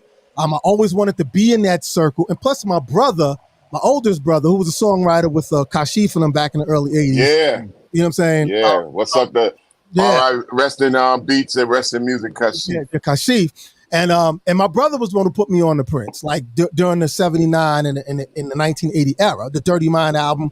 That's controversy. Yeah, I mean, but I was in the eclectic stuff, so I became a fan, and I got to meet Prince perform. My brother never got to meet him, so I was able to brag about it. I called him. That's when we used to use those cards, Chuck, that when you had to make a phone call from your hotel, you had to use the card. I called my brother. I said, "Yo, Junior, guess who I just met?" He said, "Who?" I said, "Prince. He came to see us perform." Like, it was a big deal. It's a big deal. Chuck, thank you. It's a big deal. That was a big deal. And we closed. Hey, listen, and we closed that tour out throwing the middle finger to the world. Like, see. We were all the underdog groups that wasn't the headliners or nothing like that. We did the Bring the Noise tour, Stet, Public Enemy, EPMD, and then every market we went to, like you said, Bob, we put on an artist for that region. We went to Seattle, put Mix-a-Lot on. Yep. We had Hammer come out, and the crazy thing about it, we got pictures. Somebody got pictures of Hammer, NWA, Mix-a-Lot, Luke in the South. Ghetto Boys performing, because we had the floor. Remember, we had the floor, the Public Enemy floor. Yeah, and they were performing on top of the floor. Yeah, it's crazy. Yeah, man. And I remember when Hammer came, we caught Hammer, and I think if my memory is right, I think the first show Hammer caught up with us was at the Joe Louis Arena. Detroit. Yeah, right. Joe Louis Arena. The Joe Louis Arena, because I remember, And that boy, straight up the Hammer, boy, when you remember, when that dude came in, number one, he came in confident and cocky as hell. Yes, he did. But backed up every move and word he said. So when people start talking about Hammer, I said, listen, that dude's style is that dude's style. Mm-hmm. And if you try to emulate what that dude's style, you ain't making it past 60 seconds. Yeah. You're gonna be out of breath, man. Yeah. He gives us all credit because we were able to be we were cardio stamina group, stat, PE, activity, move, motion, rhyme, still never stop moving. And Hammer just went up a notch into dancing and rhyming. And so they were like, yeah, man, but this rhymes ain't. I said, who the hell gonna rhyme? Moving that much with intricate lyrics like Rakim, no, you can't do that. So I mean, yeah, they never understood, the greatness of that dude. But he opened on the Bring the Noise, and him and Oaktown 357. Remember, the girls came out, did their thing. Exactly, and let's get it started. Yep, I remember well too. First of all, big up to Hammer, because when we dropped the album, Here We Go Again, he tweeted, some real positive words. Said it's a great album. We respect them, but I remember, I tell people stories, man, because it's our journey, and if I'm going to remember my journey, I'm glad it's going the way it's going, so I can get to see it piece by piece. And I remember when we played the Joe Louis Arena, Chuck, and we was doing sound check, right? And you remember Hammer's hype man, which was Too Big MC, yeah. So Too Big MC. I remember we were sound checking, right? And Too Big MC said, "Yo, who are these guys? What? Somebody playing it at night? Like, is Earth, Wind, and Fire playing it at night?" Like, so he was being real sarcastic. Like, we sound checking. He was like, "Yo, they sound like this. They remind me of the Submarine Silver Screen Band." That's what he called them. Oh boy. So, Chuck, I swear, Daddy, with their co-sign. Oh, that's the last person to find out something like that. Oh my God. That's the last person to say anything. Anyway, go ahead. But here it is. But Hammer came through for us because Hammer checked Too Big MC. And he checked him. He said, "You see what they're doing?" He said, "Yeah." He said, "We're going to do that next year." What did Hammer do next year? Yep, I'm trying to tell you. He had that big man looking like Earth, Wind, and Fire. I think that was around the time, all due respect, Too Big MC was getting bigger and bigger, and then you got Too Big. Yep. And then you got Too Big, yep. and it was a rift between that, and Hammer moved on, man. Yep. But I said, what happened? What's up with Too Big? And all I heard is, Louis Burrell was like, yo, he got Too Big. Yeah, exactly. He started with us. He was like, yo, who they? What, Earth, Wind, and Fire on the show? And I'm like, yo, what you talking about, man? Hammer said, you see them? Because him and Daddy were boys. They were good. Yeah, exactly. He said, yo, we going to do that. And sure enough, next year we saw him. I said, do we got Earth, Wind, and Fire? Because he had a band. Exactly. And we was proud of it. Hey, listen, the thing on Unsung that really brought it home full circle, that you had Questlove co-sign. Yes, exactly. He was another one I got. It took me a minute to get Quest, but he definitely was down for it because he was moving around and about and stuff. But I finally got him to we was going to do it in LA, but we was able to get him in New York to do it. So yeah, that we're proud of, because now people could put the rest about this whole hip hop band thing. You know what I'm saying? Yeah. It's like, and he definitely, you're right. He definitely, said what he said, and we appreciate that. Shoot, Tommy Boy had two. Had y'all starting it out, and then 6-7 years later they had Digital Underground. Exactly. You know what I'm saying? And it's like, yo, Chuck, man. That's another story, man. You know us and Tommy Boy, It was even hard for me to Tom Silverman to do the Unsung. Well, I think that there's a story there with Tommy Boy and Tom Silverman. It's such a story, big story there, because it is the label that should have been, it's a story about Tommy Boy right there, that they had everybody. And I think they got overwhelmed, or with Warner, they just had maybe a major that didn't understand it, which was different from when Rick and Russell went to Sony. Right. And they had people like Al Teller that immediately got it. Right. And it doesn't mean that their business was together, because our contract was a monstrosity, man. But their system was kind of like together by the major. So, CBS, then later Sony, made sure that Def Jam couldn't be just totally raggedy and do what they wanted. So I don't know. I think with and I'm guessing that Tommy and Monica and all them, I guess they already knew where they wanted to be, and probably was like, yeah, Warner, but you don't tell us what to do. And right. With Def Jam, they felt like telling CBS and Sony what to do, but CBS and Sony like, fuck that. Y'all motherfuckers ain't totally running this. Right. And I think Warner probably was like, okay, we're gonna leave y'all to do your thing. And that was the wedge, maybe, where, because Stetsa Sonic and Info Gear, It Takes a Nation's the same album. Mm-hmm. They twin albums, but the handling of it afterwards, went two different ways. Yeah. Because we're managed by the same people. Exactly. We ride the same damn bus. You know what I'm saying? We touring together, right? And we making the same record. Mm-hmm. So yeah. It happens. T-Doc, you want to say something, T-Doc? Oh no, I was wondering about after Blood, Sweat, No Tears, when you guys, because I know you recorded stuff after that, but was it the friction with Tommy Boy that kind of, like everybody went separate ways at that point, or? Well, I can tell you what happened with that up, because actually I listen, man, it really took me to pull everybody to get that album done, because everybody was in their own zone. Daddy-O was in his own zone with Kedar. They put together a label. They were producing other artists. Daddy-O was doing commercials. Prince Paul was riding high. Yeah. You know what I'm saying? With doing Third Base and Big Daddy Kane. And so everybody was, so I did my best to pull that album together, and it got done. I always tell people when we do Stet Sonic interviews, people say, so you guys broke up. We didn't break up. Right. I learned from my brother and Lilo Thomas and them, is that we were Stetsa Sonic was contracted for 4 albums. Okay.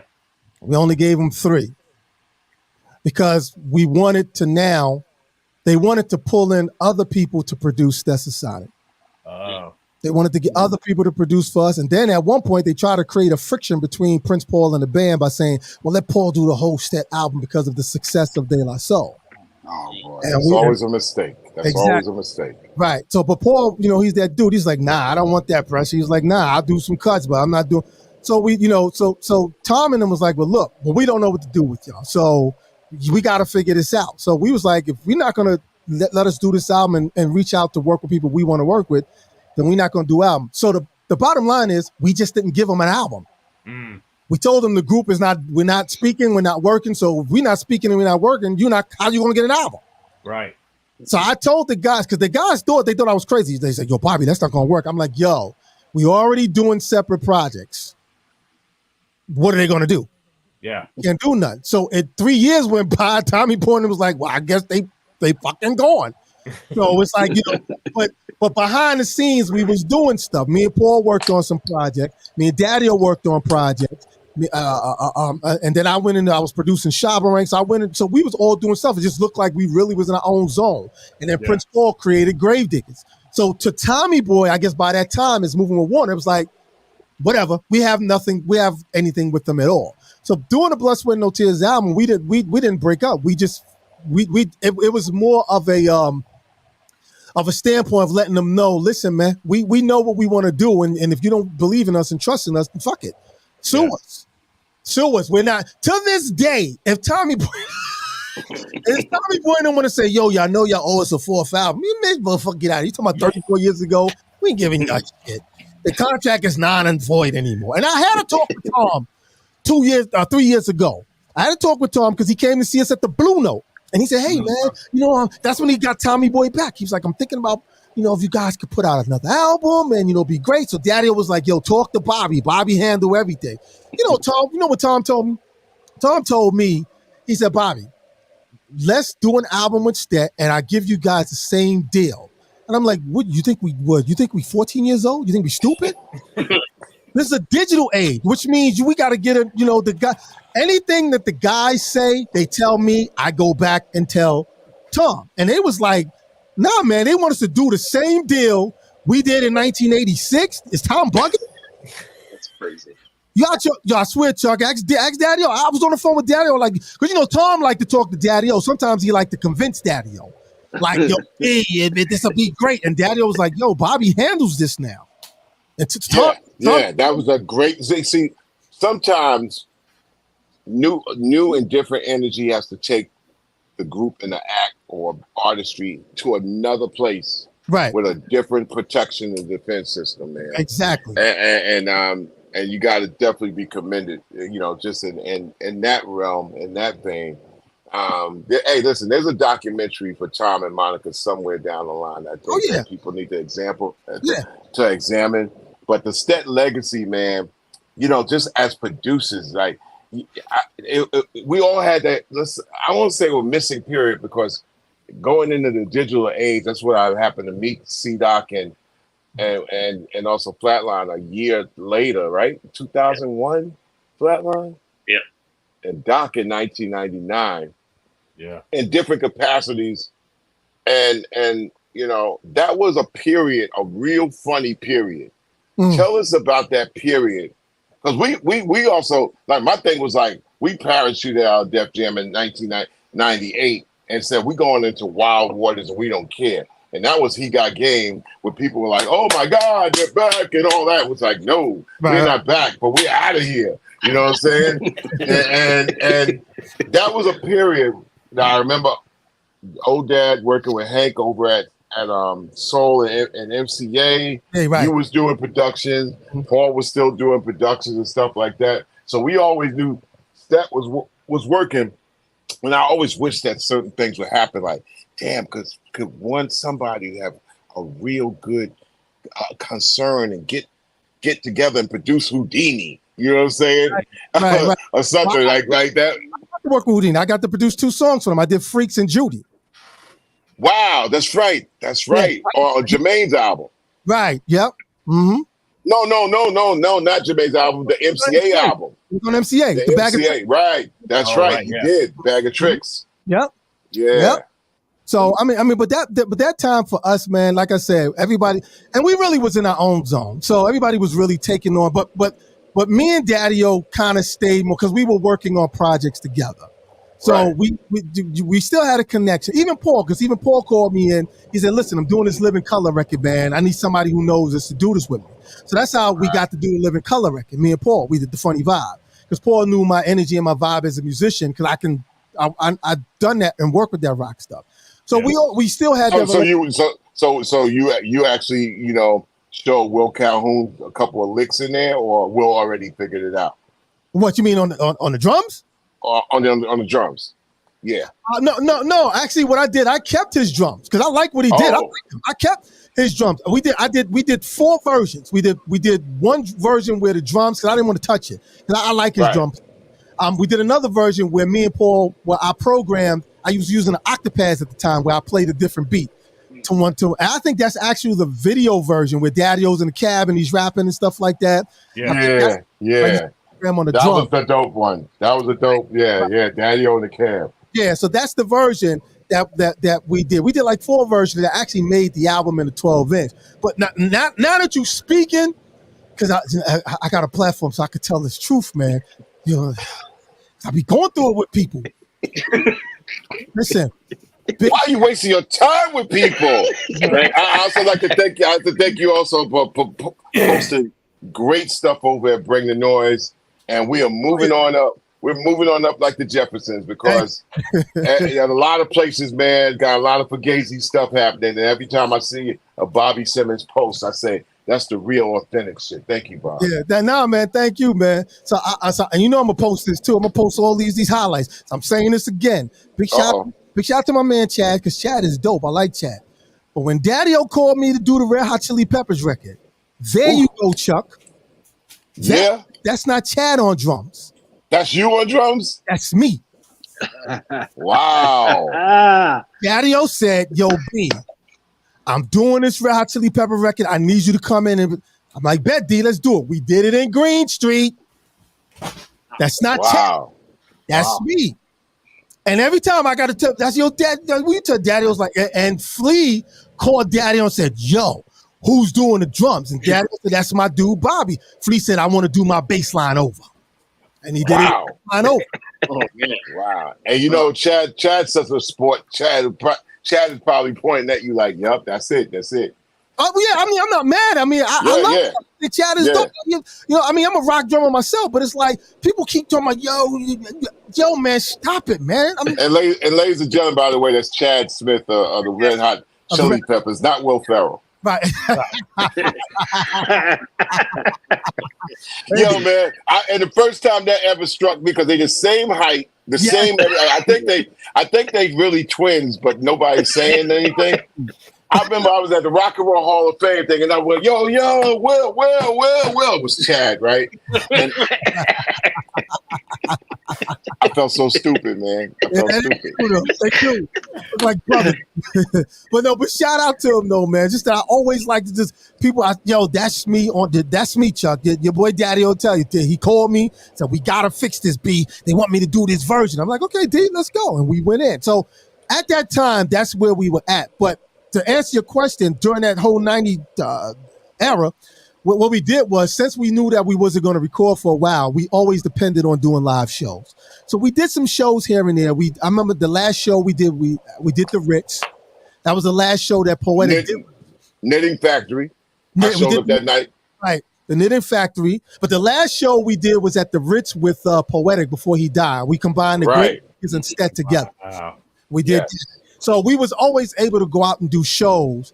And we wasn't really thinking about recording no music at that time because everybody was still in their own little, well, I got this, I got to do. I'm doing this project and yada. So I said, when the time comes, we'll get on it. But someone offered us for songs that were never released. That we recorded. What year was that? That was, Bobby, was that 99? I think that was 99 or 2000. You sure it wasn't Ultra that hit you up? Ultra's got to hit people about like trying to see if I can vacuum your catalog. Let's got taper out. Chuck almost got me because I'm thinking like, who wasn't known as this cat from Germany? But somebody from Germany that Daddy-O was connected with, and we said we had some songs. See, look, Chuck, Chuck. One of the greatest things that I learned from, like I said, from growing up from those cats that were musicians, the R&B cats, was that at the time we was making a nice piece of money. So whenever we did projects, I used to tell Daddy, I said, Daddy, don't worry about it. We're gonna make this money back. Let me spend my money on these projects so I can own the masters. I don't want to give Tommy Boy these songs for these masters. In my house, I got the masters to some of the Stetsa Sonic stuff that was supposed to be on the Forget album. So Tommy, they can't claim it because it wasn't their money that for the mastering or the session. Yeah. And that's when we did a deal with a Germany company to put out an album. The album is called People in Your Neighborhood. That's when we put the Big Up on it, Funk Around, and songs that we recorded. That we was planning to do a fourth album. Wait. Tell me about this album. Y'all, Jenny, Ultra, Flatline, C-Doc. Am I in the dark on this? Yeah, it was. I got the MP3s. Yeah, it was from 2016. Right. Yeah, it never came out. It never came out of the physical in Germany. Yeah, it's a vinyl. In the UK. Yeah. Okay. Oh, 2016. And it's a color vinyl. It's a blue. Yeah. Vinyl is blue. Yep. Yeah. I'm thinking it was something with the company back in 2004, 2003. No. Okay, 2016. I'm familiar. Yeah. So we were kind of testing. Again, me and Daddy, we're the ones that's on the phone a lot with each other. So we kind of figured out how we're gonna do this. But coming up into 2019, once we went over to the Netherlands and we opened up the show to the Now Y'all Giving Up Love track. Yeah. We did No BS loud to that track. That's when we was like, yo, maybe we should write new lyrics to this track because we were happy with it. Because it went over well in the Netherlands and went over well in London. So we was like, yo, we need to. So we wound up, that's how we came to the conclusion of now let's see if we can do a new album. Plus, Daddy used to always tell me, he said, yo, I was on the phone with Chuck, man. Chuck is saying y'all should do an album. And it's like, there it is, People in Your Neighborhood.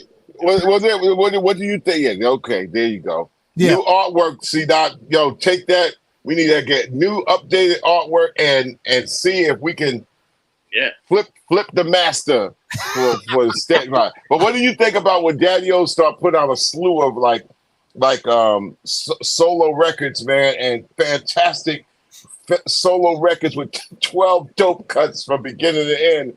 And Daddy-O used to tell me and Doc, he says, yo, my guys are sniffing this more and more, and I'm still going to be coming with it. And I'm still going to be coming. And every record, I mean, you think like NBA, what's his name? Young Boy, whatever his name, is putting out a lot of albums, right? Right. Yo, man, old Dad would put out like 3 albums in a year, and every single song was a banger. And then old Dad told us, he said, you know what? I know Stet is sniffing this now, and they hungry as hell. And of course, it's easy to let Bob know, but then the rest of the guys is feeling this. They feeling the angst, and we was like, uh-oh. Yep. Yeah. I mean, when Daddy-O was doing it, I was like, yo, man, you want to go that full-fledged? He was like, yeah, man. You see how these cats putting out joints? These cats putting out joints. I'm like, yo, D, I'm with you, but we gotta master the how we gonna master the Stet album. Because a Daddy-O record is different from a Stet record. He always exactly. He always say that. So I said we have to figure out whoever we're going to pull in. One, they got to get the assignment, and 2, hopefully they hear what we hear. Most of the stuff we got, they hear what we're hearing. It was easy to work with people. So when Daddy was putting out his solo joints, I was like, yo, D, when do you think the guys would be ready? Because at that time we were still going through it with Fruquan, because we didn't know whether he was in or he was out. You know what I'm saying? We was really good. And here's the thing, Chuck, and I'm sure you know this already. Nobody in Stetsa Sonic was talking to each other. I spoke to everybody. That's usually how it goes. There's always one guy that's making sure everybody's connected. Yeah. And probably you're the one guy that takes all the heat too and the brunt. Well, no. I really didn't take no heat from everybody. I think Fruquan used to, when I used to talk to Fruquan just wanted to be heard. Like, yo, we're going to do stuff. I think we should do it together. I said, yo, D's on board. We all going to do this album together. But it became of a problem with Fruit. I don't know. I think this thing between him and Daddy-O, I'm still trying to get that to work because everybody asks us. They say, is Fruit Corn out of the group? Well, yeah, he's out of the group now, but he's not kicked out of the group. Yeah, he's a founder. He's a founder. Right. Yeah. And plus, I always say he's in timeout right now because he has to go through all of us so that we can regroup this. You know what I'm saying? Because the situation that happened at that concert shouldn't have never have happened. You know what I'm saying? We boys, we don't do things like that. We talk it out. You know what I'm saying? So we at the time Daddy was doing all his solo records, we was figuring, I was like, yo, D, we got to make sure everybody's on board. And I'm the guy that can talk to Daddy. I'm like, yo, D, we got to make sure that everybody, because, you know, Paul is the type of person that's like, you know, how many tracks am I going to do? You know what I'm saying? Like, and legitimate questions. Right. Legitimate questions. So it's like I had to be the guy to figure out, okay, how are we going to move this machinery so that everybody feels comfortable? Because by the time we got to the Blood, Sweat, No Tears album, everybody was like, I'm in the studio tomorrow doing Kane's album. I'm in the studio next week doing Third Base. So I'm moving. Right. You know what I'm saying? So I had to make sure that, again, had to pull this together. We finally we got it. You know what I'm saying? Unfortunately, when I put the call out to Fruit, because Fruit was supposed to be on Now Y'all Giving Up Love. Wow. He was supposed to be on it, but he never returned the phone call back. I did a 3-way phone call with him and Daddy-O. Him and Daddy-O spoke. He called Daddy-O back. They were working on how they were going to come up with the lyrics. But then again, Fruit calls me, go, yo, I'm like, okay, Fruit, let's have a meeting about it. And then when I called Fruit to say let's have a meeting, he never returned any of our phone calls back. So my attitude was this. A month went by. I said, yo, Fruit, we trying to get this track done. Hit me back. Let me know what you want to do. He never called back. So I told Daddy, let's move forward. And we move forward. You know, that's the only place to go. Like, you know, even like Doc would tell you, like, you know, I try to bring something that everybody actually could see, you know, eye to eye and blood to blood and skin to skin. And my relationship with everybody is straight up on the up and up, but everybody's relationship with each other is always different in a group. Right. And that's the dynamic that affects, you know, at the top, you could be like, I want everybody to be in a room and get along. But the reality over especially a period of years is like everybody's grown grandfathers now and all that. And they have their point of view. But in order to go forward, you got to keep going forward with the parts that work. Keep it moving. So that's how we got the process going with the album. And we're gonna continue to keep moving forward, man. That's why I said, man, we moving, we swaying. You know, it's like we're happy with what we're doing. We're more excited now. We see more people want to get involved. When you get a phone call from Big Daddy Kane, hearing Cypher, and saying, yo, it makes us go, all right, we doing something. We doing something. I got a phone call from Billy from MOP a week ago. And he's like, yo, what the y'all doing? It's like, yo. Yeah, right. It's that type of thing. Yep. It's like, yo, what is this? What is this buzz I'm hearing? What is this smell coming out of the kitchen? Yeah. And what would you like to see? Like, what would Bobby Simmons like to see if you had to lay out, you know, the remaining part of the year? What would you like to see happen for Stetsa Sonic? Well, I would like to see another album, and we're going to definitely see that happen. And Chuck, to be honest with you, man, I was always happy of our working ethics. I was always happy the way we watched the journey of us doing the record. We're past the phase of, yo, I need to do a big in streams to feel like we passed that. We're past it. The important thing to me is people enjoying the work, happy with the work, happy seeing us doing the work, and appreciate it. I will forever say that. I don't care. You know what I'm saying? And again, happy to see guys like y'all saying, yo, these guys, it ain't like these guys are some bogus guys. They really coming in, showing up. And we'll appreciate this. So another album. I'm glad more of our peers are calling us. We're not going to do too many features, but you know, ones that will fit with us. Right. We'll do it. You know what I'm saying? And just keep banging the heads, man. We got people, man. Like I got a friend of mine who's a part of, you probably know him too, Chuck. He's a part of the Grammy Association. His name is Neil Pogue. He's an engineer. He produced and worked with a lot of great artists. I know. I heard Neil. Yeah. Neil is my dude. Actually, every time we finish the track, I send the track to Neil.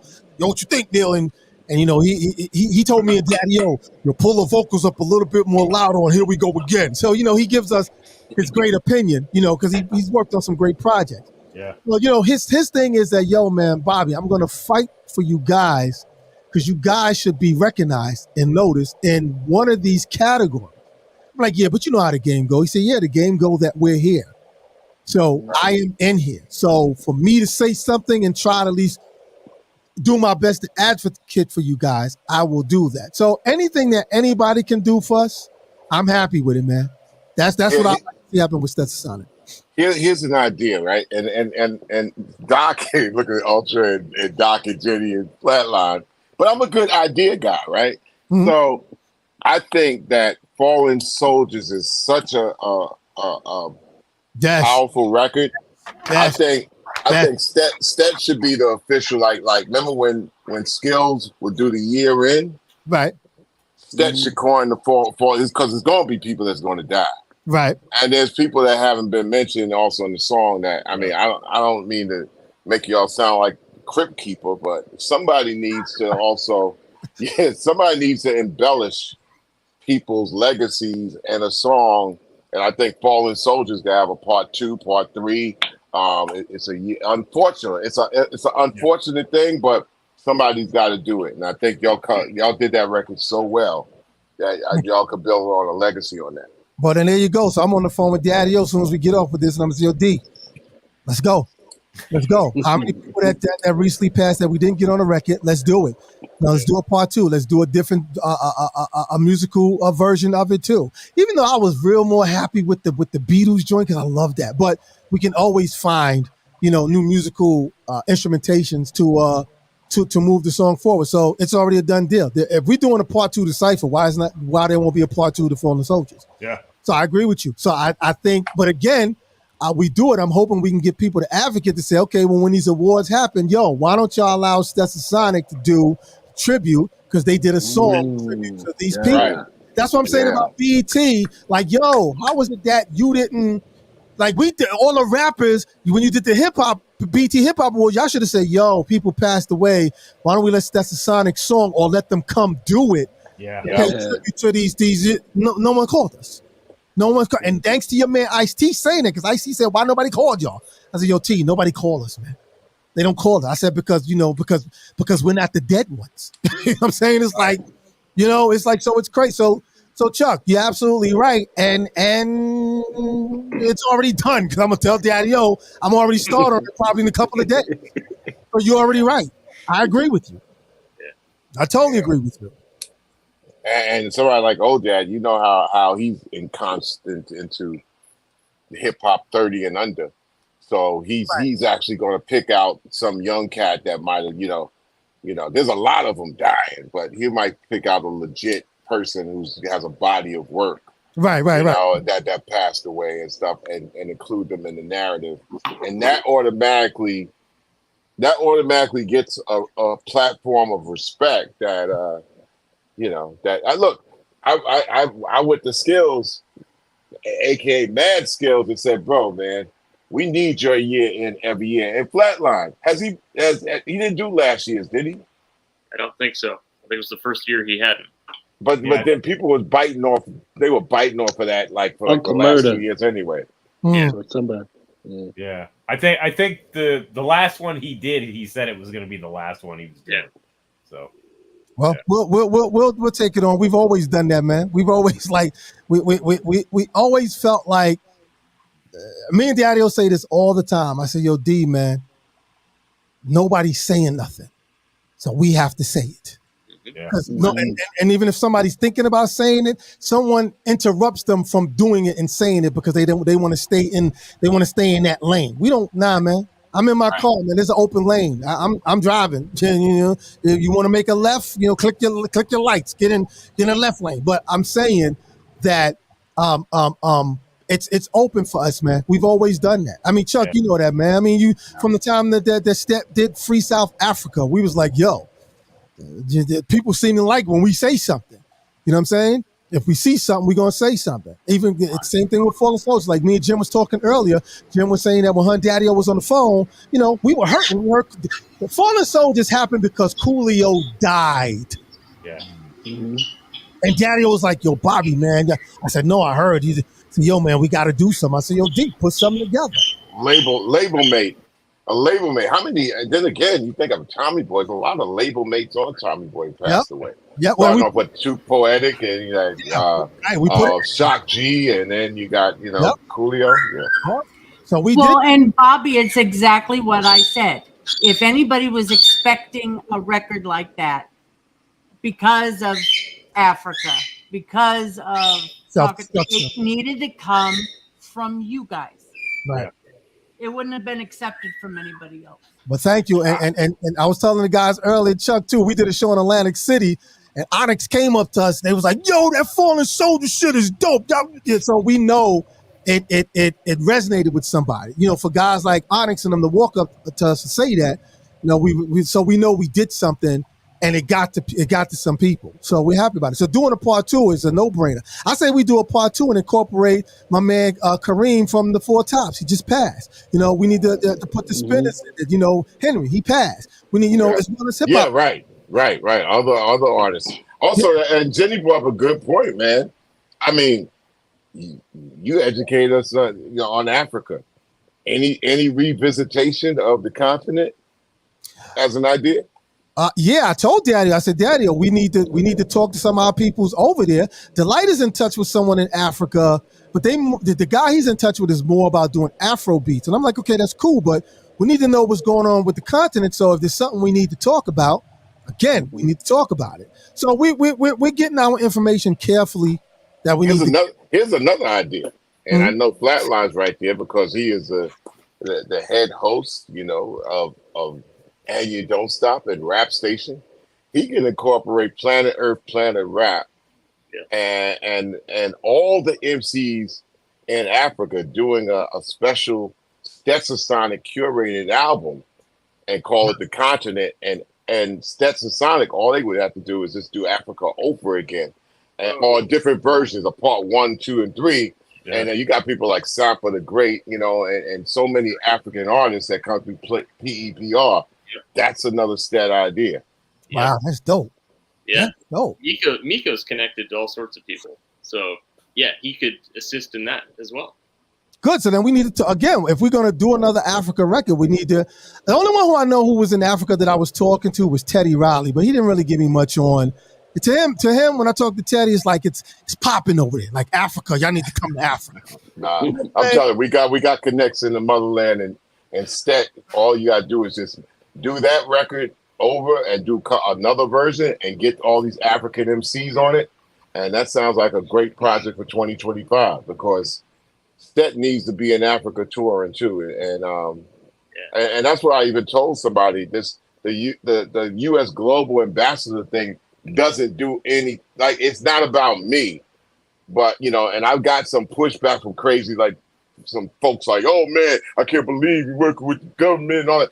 Man, going around the world, you work with all these governments. I ain't no government thing, man. We do it for hip hop and rap music.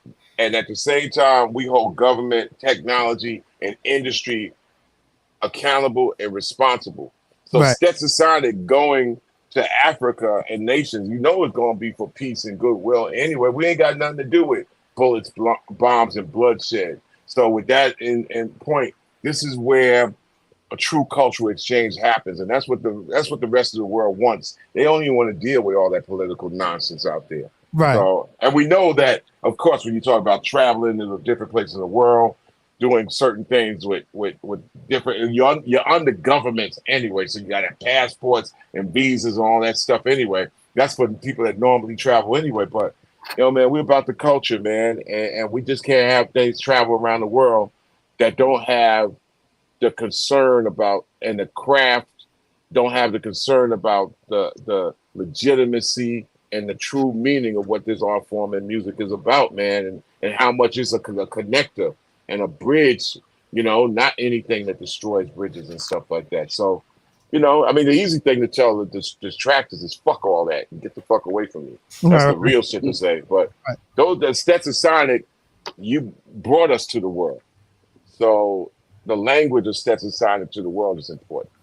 Thanks, man. And your Flatline, man, like seriously, I mean, again, once you say it to me, and Chuck, you know this, you could talk to Daddy about it, but I'm gonna make it happen.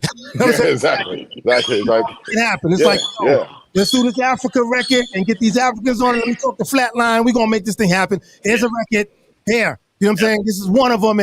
So I'm gonna make it happen because I'm the guy who takes everything in the studio and go, okay, tell them to put their vocals on it and we'll finish it up and then we'll send it back.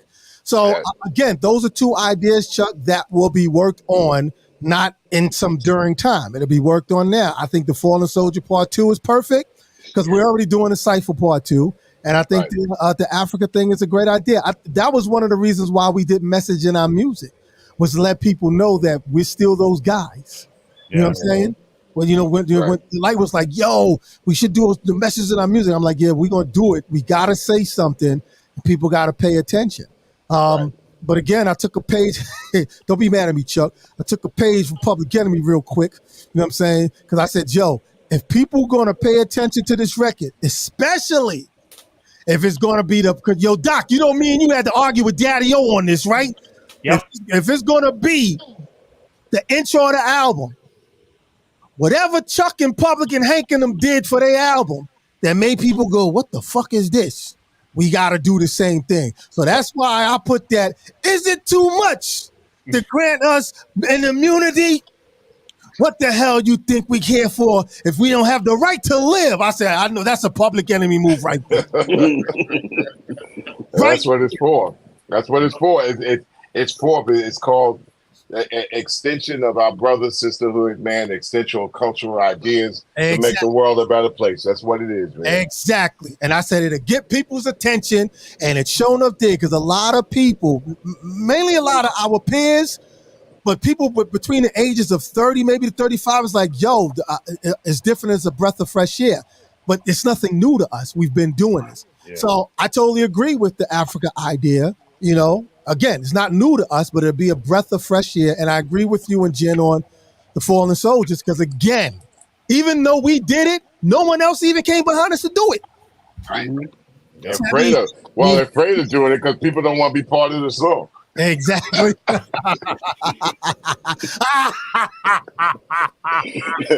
They're gonna be looking at y'all with a black limousine, man. Like, oh, here they come. Here comes Stet. I think I'm in trouble. You're gonna be the grim reapers of rap and stuff like that. Well, Paul is used to that, man. Paul had grave diggers for a while, so we're gonna talk about morbid and dark. I was gonna say, Chuck, you said you didn't want them to be the crypt keepers. No, they'd have to bring Furquan back for that. Fruit make it way too dark. You know what I'm saying? Like, only that. Yeah. Y'all bring light, man, and that's what it is. It's light and respect. You know what I'm saying? You bring light, and Fallen Soldiers is a respect record. It's a legacy record. When people, it's too easy to forget. Matter of fact, speaking about forgetting, and this is off tangent, but I'm gonna put it right back real quick. Yo, man, the whole Kamala Harris, Biden dropping out, that done pushed that assassination back like 4 weeks. You swear the assassination was 4 weeks ago. And now Trump ears all right now. So it's like, it's like his ears miraculously. It's like, Jesus moment or something. But I ain't saying. I say anything. Just let's stay with the music and make the music pop. That's it. Because there's things that we will not understand out there. Yo, I'm watching the same circus you watching, man. We all got the same channel. You know what I'm saying? Channel 0. Exactly. Yep. So we're in business, Flatliner. We're in business, man. It's put out there, which means you got to make it work now. Yep. I could do my part. Make it work. Yep. Artists will be totally happy, right, Flatline? And absolutely. Yep. I'm on it. Right, Yusuf? I was thinking the same thing. Do me right. Yep. Oh, yeah. That's a no-brainer. No brainer. That's a no-brainer. I will put out that call. So, but yo, Chuck, man, we gonna hit the road with you again, man, pretty soon. Don't worry about it. We're gonna make it happen. We're gonna make it happen. Yeah. I mean, if I hit the road, that's gonna happen. My whole thing is, am I gonna hit the road? But you know, one thing leads to another. So, you know, you write half of life, and life writes the other half back. So I'm going one day at a time. Great projects and great promotion. That's what we do. Chuck, what the fuck are you talking about? I just saw your ass on roller skates.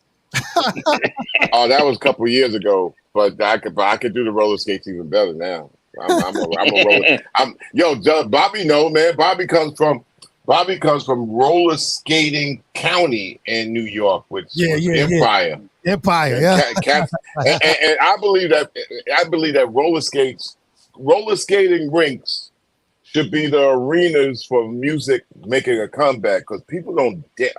Music making a comeback for people moving to music, because people don't dance no more, and young people 30 and under, they don't dance. I mean, really 40 and under, they really don't dance.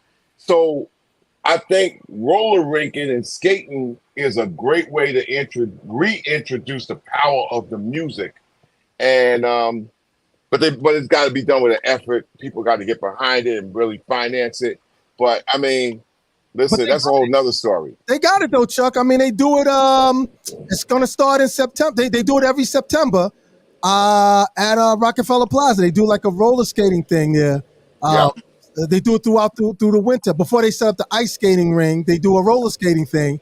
They had Usher do one for a month, and then was Usher skating? Yeah, he was there. Yeah. Oh, he could do his thing. Could he do the thing? Yeah, he was skating. Yeah. Because Jenny said, I could do the thing. I'm a person that I could go to Empire and see all those folks freaking it out, and I could be like kind of like in that mix. All right, there you go. I mean, it'll take me a week to get back, but I'm a Roosevelt roller rink graduate, so so go there in the daytime during the week and bust your ass, and then and have it sharp for the weekend when you dancing with some chick on skates, you know. And then she's like, just don't drop me. Don't drop me.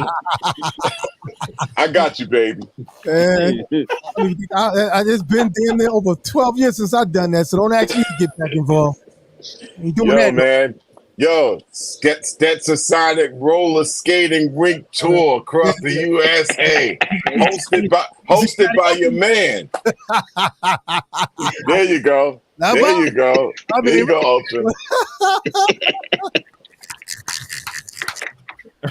All right.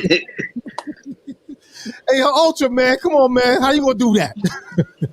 Hey, you heard Chuck? That's the voice of God. You got to do that. Hey, Ultra, take a picture. Hey, take a picture of it, right? And make a Stet hinge. You know a Stet hinge, right? Like you make it like a stone hinge. You know, you take the cassettes. You call it Stet hinge. I'll write that down. Oh, that's coming, Chuck. You see how they doing, C-Doc? Yo, listen, I always got ideas. I have more sleep than Joe Biden. I don't know about now, because dude is gonna sleep for a while now. Joe Biden's gonna be energized, man, later on. But right now, he's gonna get 2 months of sleep. Yeah, he gonna talk that shit around October, because he's gonna be fired up. Right. Yeah. That's what happened to Trump. Yo, man, Trump had 4 years to gear up and says, yo, as soon as I get, you know, in that ring again, I'm gonna box Biden's head off. And then all of a sudden they pull the rope-a-dope on him, and then come Harris, and he's unprepared for that. Yeah. So now he's gotta look at, you know, black woman prosecutor with all his felonies. How do I box this? Help me. Yo, I think I'm in trouble. Help me. And and then you got all kinds of. It's crazy, man. It's just crazy. And you know how he gonna do it. He gonna continue to show the picture of him going like this. That's what he gonna do. Yeah. He gonna continue to show that Life magazine photo. Well, in the ketchup bag that they squirted on his ear when supposedly he got shot. Yeah. That's gonna be up on eBay for sale. We know they listening, Chuck. We know the government is listening. We know. That's why we keep it humorous, because we can't make this shit up. I know, right? I talked to the doctor the other day. It's just like it just got so many. it's got so many. It's Swiss cheese, man. It got so many holes. It's laughable, but we just hope the best, and people stay smart, and just hope that like God bless America and the rest of the world. Yeah. God bless the planet Earth. God bless America. That these people will be responsible and accountable for this planet for which we live, because they've all been kicking it around. Yep. Like a soccer ball, man, and human beings are fucked up right about now. So like an open can, like you just let's make music. Let's have fun. Let's make messages in the music that open people up, and let us write the songs while the government writes the laws. At least they follow good songs, and then they can make better laws. Yep, I'm in, y'all. Yep. I'm in. Bobby, when can we expect Cypher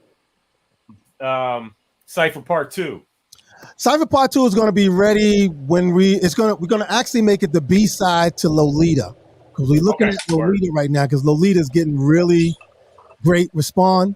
So we're preparing for a video for it. We're actually looking for the Lolita girl now. Word. And Cypher's going to be the Part 2 to the B-side to that. Okay. We're gonna try to knock 2 videos out in one shot. Big shout out to my man Mikey D. I don't know if I should tell who's going to be on Part 2, but you can save it. Let's save the surprise. Exclusive.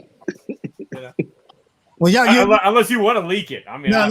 You'll see. Well, Mikey D is one of them, but you'll see. We got some people who's like, yo, this is what y'all doing. And big shout out. I gotta give a big shout out, and I am gonna leak this. I know. Daddy ain't gonna get mad because he's been doing it too. Big shout out to our girl Mala Rain. She is the newest member of Stetsa Sonic. I'm saying that right. Wow.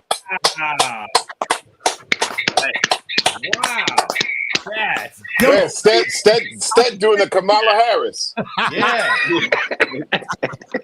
I said it, Daddy. Yo, there it is. We ain't gonna hold it in the box no more. That's dope. Yo, that is dope. So yeah, we're gonna drop Cypher Part 2 so it could probably be either the end of September. It all depends how fast we get because see, Doc, we like to have things ready, the video ready first. Yep. 2025, of course. Yeah. I mean, for this album, no, we're gonna try to get things ready before we can. We'll have another album ready by April of 2025. Though we'll have ready for that. But we definitely preparing for Cypher Part 2 and Lolita sometime probably by the end of September coming up. Okay. Either the end of September, October. So once the video's ready, we rolling. Word up. Yep. Sounds like a plan.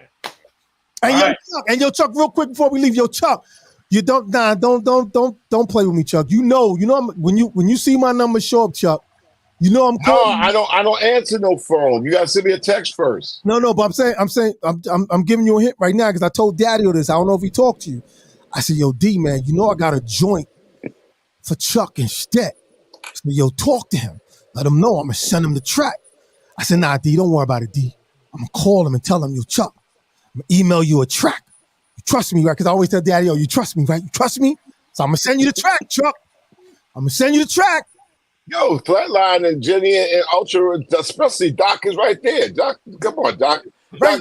Doc usually gives me a heads up. He says, hey, Maestro, and I call him Maestro. He says, somebody just wants to see if we could do a feature on their joint. So I'd be like, it always happens within 4 weeks. Yep. Okay. All right then. So I got something. I told Daddy, I said, D, talk to him. So I said, nah, D, don't talk to him. I'm gonna call him. I'm gonna tell him, like, I need him to see me and feel that. Hey, listen, I'm gonna drop this on everybody out there, especially on people that swear that they know me, right? Mm-hmm. People talk about features today, right? Mm-hmm. You remember once upon a time, Bobby Simmons, you couldn't make a feature with somebody outside your label, right? Right, exactly. Right? Nobody could actually cross over. You might have had people like when, Cold Chillin', they had, the symphony and people kind of like labels would get together. Not a lot of people did that with Tommy Boy, which would have made the most sense in the world because Tommy Boy had everybody. So to see, a Stet Digital Underground come together, but it's Latifah over here doing something with Coolio. It would seem like, or Naughty. You never even seen a lot of cross collateralization because They didn't know how to do it. But when we did Fear of a Black Planet, I made sure Def Jam, Sony, who just bought from CBS, right? Who just bought CBS. I said, listen, man, I don't care what y'all got to do, but if this record's going to come out, y'all got high hopes on it, which is his 35th year of Fear of a Black Planet. Right. You got to make it happen. You got to go over to Priority, and you got to go to Warner Brothers with Kane and Priority with Ice Cube. Right. Where we had just rolled out his album. Right. And whatever y'all got to do, you got to make this shit happen. And there was Hammond and Horn. Well, you know, it's never been done before. But, you know, in order to do this, we got to, I was like, yo, fucking make it happen. I put the lean on them. So first time you had artists from 3 different labels on one record, and that was Burn Hollywood Burn. Burn Hollywood Burn. That's right. Wow. Yep. So, all right then. Yeah, brother. Yeah. So we in business. That's a piece of trivia that people forget. But then again, I tell them it ain't new because you just never knew. Right. So, it's new when I lay down the facts to you. Yeah. But we know. We know. Of course. We know. We come from the same bus. Exactly. So. And not the short bus. It sure felt like it the way they had us running, though. Yo, there's a lot of short buses out there running around right now, man. I'm telling you. And they got different license plates. They got blinged out hoods. They got all this, and they all short buses running around at 90 miles per hour in school zones. So anyway, let me not digress. But anyway, so yeah, you got anytime. Doc is an easy vehicle to make that happen. And then everybody here on this show. And as a matter of fact, we're talking to the world. Hello, world out there. But that's how we do things. Word up. So I'm going to say this real quick, man, before we get out. Once again, Flatline, we in business. Yes, sir. And also, Jen and Chuck, I'm on that tomorrow with Daddy-O with the Fallen Soldiers. I think we should be getting that now, that part 2, and make it happen. So we're going to make it. And we're going to, and myself and Flatline is going to reach out to Miko Kapana and Amgelwa Beginning from Planet Earth, Planet Rap. Heard each and every week on the And You Don't Stop radio show. There you go. The head of the moderated by my man Flatline over there. C-Doc did the news last week. That was crazy. That was a couple of times. He did it the week before, too. What you say, C-Doc? What you say? Oh, what this new music from Rakim, new music from who I forget now. Yeah, you're the Chrome. I think you used the Chrome record. I played Chrome's record last week. Oh, you played Chrome's record? Yeah, I played Chrome's record. But yeah. Yep. And Flatline had a truly great birthday. But hey, listen, man, we're doing the thing over at Rap Station, man. We're getting ready to go in the stratosphere with it. And so when people release songs, and they know that they're not in vain. That we put the supercharger around it, and the bigger situations, they've been around and saying this and that, whatever, and they treat music and records and songs like crap. And we are 15th year, finally we're getting the traction. So, we're not gonna brag or boast, but we're gonna crush. And our crush is to make sure the music goes forward. Yeah. That's right. There you go. All right, then, fellas. Thank you, Bobby. Appreciate it. We rock the house. All right. Yeah, Bobby Simons. I gotta get a chocolate one though, C-Doc, man. I know it's out, but I gotta get a chocolate one, man. I'll see if I got any more. You got the regular one, right? I got the regular one though. Yeah, I got the regular one. Let me see if I got it. I might have one left. I need that Parliament Funkadelic version one. Chocolate City cassette. I got you, man. So, but all right. Everybody, man, I appreciate the love and support, man. I'm glad that again y'all moving with us, man. I don't have to say it, everybody, to pick up the album because everybody's definitely supporting us. So we appreciate it very much. Yo, Ultra Mag, man, I love your videos, man. How you be putting them together, man. He's amazing, Thank you, sir. Right? He's an amazing dude, man. Damn. I love the James Brown one you did with us. You used. Oh, yeah. I love that. So thank you. I appreciate again, we thank between y'all, Chuck, and LL Cool J, man, we in good company, man. We in good company. So we appreciate it very much, man. Flatline, Jen, C-Doc, we gonna talk. Bobby. We'll talk. Great to see you, Bobby. Thank you. Now y'all be easy. All right, peace. All right. Yep, Wow. there it is. What a ball of energy, man. Yeah. Oh Hey, my listen, God. man. Speaking of hip hop guys, Bobby Simmons is a poster child for the energy of hip hop guys. Yeah. Serious. Yeah. Yep. That's Word up. inspiring. Yep. Most definitely. Yeah. Hey, I know it's late, but I do want to bring this up. And since you're here, Mr. Chuck, might as well. 22 years, because it was important for me 22 years ago today. Oh, yeah. Wow. Revolver. 22 years. Big up to MG. Yep. Mike Gregori for the artwork. I talked to MG, who's also the architect and the webmaster for RapCentralStation.net and also RapStation.com. And they're Flatline. Wow. And that's also, I got that year too. Yeah. Was I humble? Bro, you always been humble. Yeah. Hey, Flatline. Remember up in Seattle? Remember Broke? Remember Broke up in Seattle? Holy I do remember Broke. Yeah. Yep. Yeah, Broke is the one that introduced me to you. Yeah, that's what I remember. I remember what place we played. The small place was like a showbox. What was the name of that place? It was a real small venue, the size of a bathroom. Yeah, it was probably the showbox. Yeah. All right, so listen, Yeah. that's weird. Yo, that's weird you guys brought up Broke because I still have his CD he never got. Oh, Whoa. Yeah. So if you know where he is, I have his CD. We're looking up Broke. There's a guy, and to everybody out there, a guy out there who's you give him a little update once again. I know you tell him every once in a while. Tell him about the enemy board, Doc. How we all basically how it came about. By the way, Hype Style's in the comments tonight, and I actually was going to see if he could come on, but he's at a baseball game. So shout out to Hype Style. Shout out to baseball.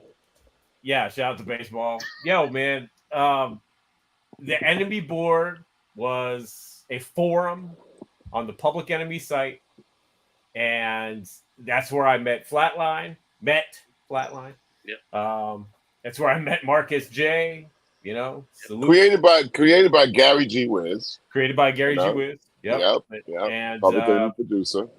Yep. And just it was a forum on the site, and where just a bunch of PE fans came together, and man, was it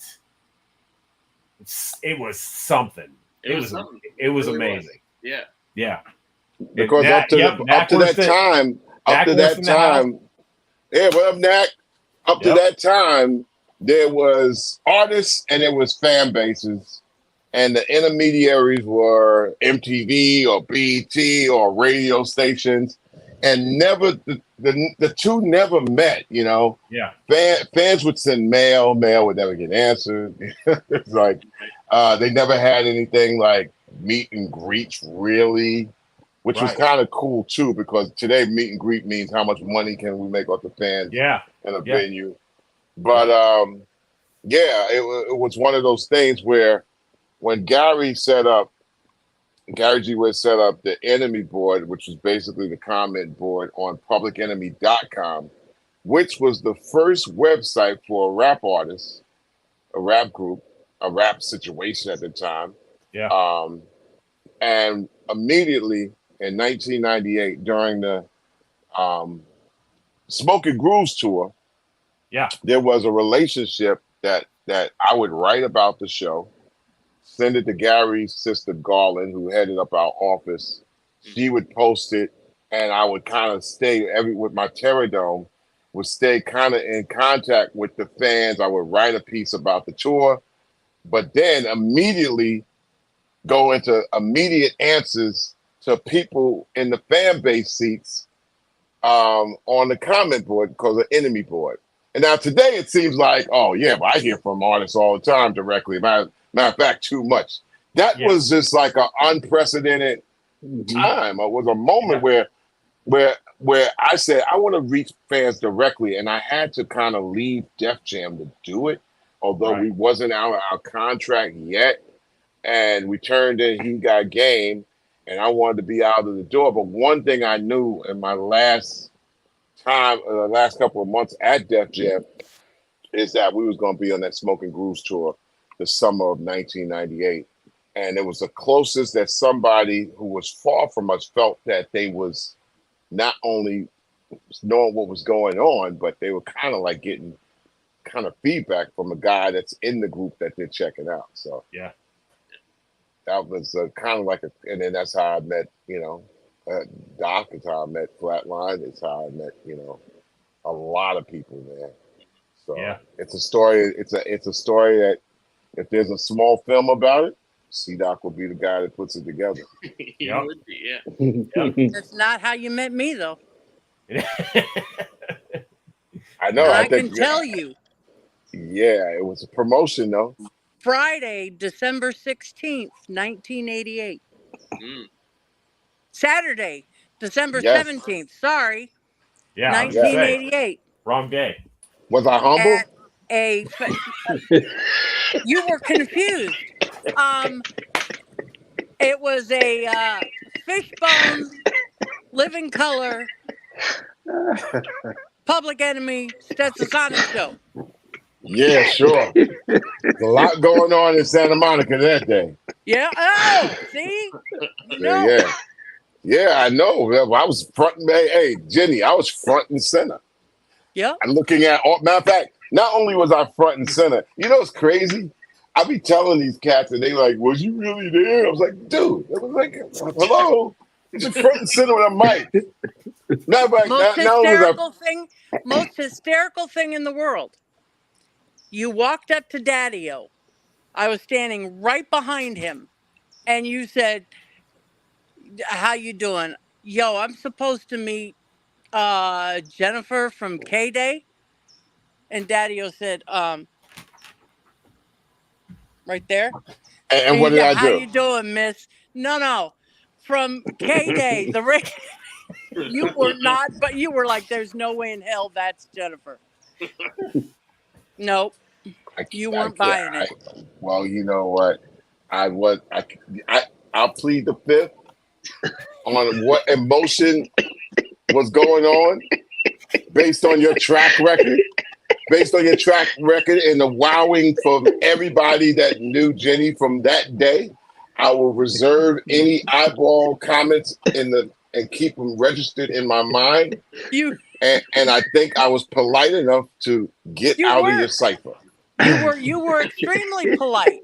Was he humble? Because every time he said, "That's her," right there, you were like, "Yeah, no, that's not possible."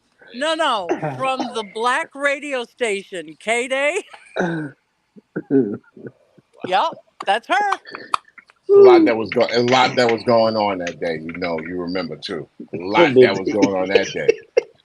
And to everybody out there, what was going on, right, is that we proceeded to do this show, Living Color, Fishbone, Stetsa Sonic, and Public Enemy, Santa Monica Civic Center, which for some reason, at the apex of our, we get to see these guys, all at kind of like the peak of our beginnings, energy, we couldn't play a song. Everybody converged at this one place on this one day. Crips, Bloods, Latino gangs, Cholos. Yeah. It's like, what the hell? Yep. Nazis. It's like, yo, man. And everybody was in this place, one place. And every single time we tried to play the record, it was mayhem in the crowd. And they were fighting, they were jumping, they were dancing, they were screaming. And we couldn't finish the set. We had to get up out of there. We had to say, yo, every time we started the music, it was mayhem. And we had to stop the music, get them to stop. They stopped when we stopped the music. And the minute we start playing again, and back then, our music was like crack. So it wasn't anything that eased its way in. It was like, have you forgotten? And then soon, pow, it's like, oh, it's 90, it's 100 beats per minute. And the only thing I could do to this is fight. And it was, what the hell? But I was polite, right, Jenny? I was polite, right, Jenny? Oh man. Absolutely. I gotta ask everybody the question, because there might be moments where I slipped or might have been tired. Somebody might have misconstrued something, for something else, and you never know. Today I was talking to Davey D, not Davey DMX with us, Davey D Cook, the scholar and hip hop historian, and my good brother. So Duke Fakir, Abdul Duke Fakir of the Four Tops, passed away 2 nights ago. Really one of my favorite group of all time. Really, I have two. So OJ's and the Four Tops, right? And I would listen to the Four Tops every day. And the Four Tops, their fearsome foursome, or their soulful foursome, is like Ronaldo, O.B. Benson, Lawrence, Payton, the great Levi Stubbs, lead singer, and Abdul Duke Fakir. They started out as the Four Ames in the early 1950s. They had recording contracts with Columbia Records, singing standards and stuff like that, or jazz standards. And then they got signed by Motown. And then Barry Gordy signed them to Motown and said, I'm going to take these older gentlemen and mix them with this Motown sound, and they're going to make hit records, and the rest is history, the Four Tops. And subsequently, Lawrence Payton, when he passed in 1998, well, I'm in good contact with his son, Montez Payton, who's continued to do the Four Tops and their own lineup. And he gives me updates. Lawrence Payton passed in 98, and then Obie Benson, and then Levi Stubbs in 2006 or 2007 or something like that. And then Abdul Duke Fakir kept the legacy going. Like, he and Otis Williams of the Temptations are the only surviving members. And what Duke Fakir did for the last 15 years is keep the group going. Yeah. They do tons of shows. You don't have to worry about the legacy. They do tons of shows with the Temptations. They do casinos galore. They do state fairs. They do all kinds of stuff like that. And then he reached out and said the other night and said, my uncle just passed. And I interviewed Mr. Fakir, me and myself and Gianna Garrell on our On the Real Air America show years ago. Nice man, humble guy, tells the best story.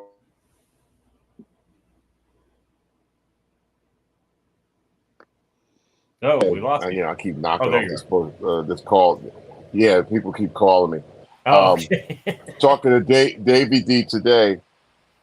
Dave, I said, Davey D was the only person that told me that he listens to the Four Tops every day like I do.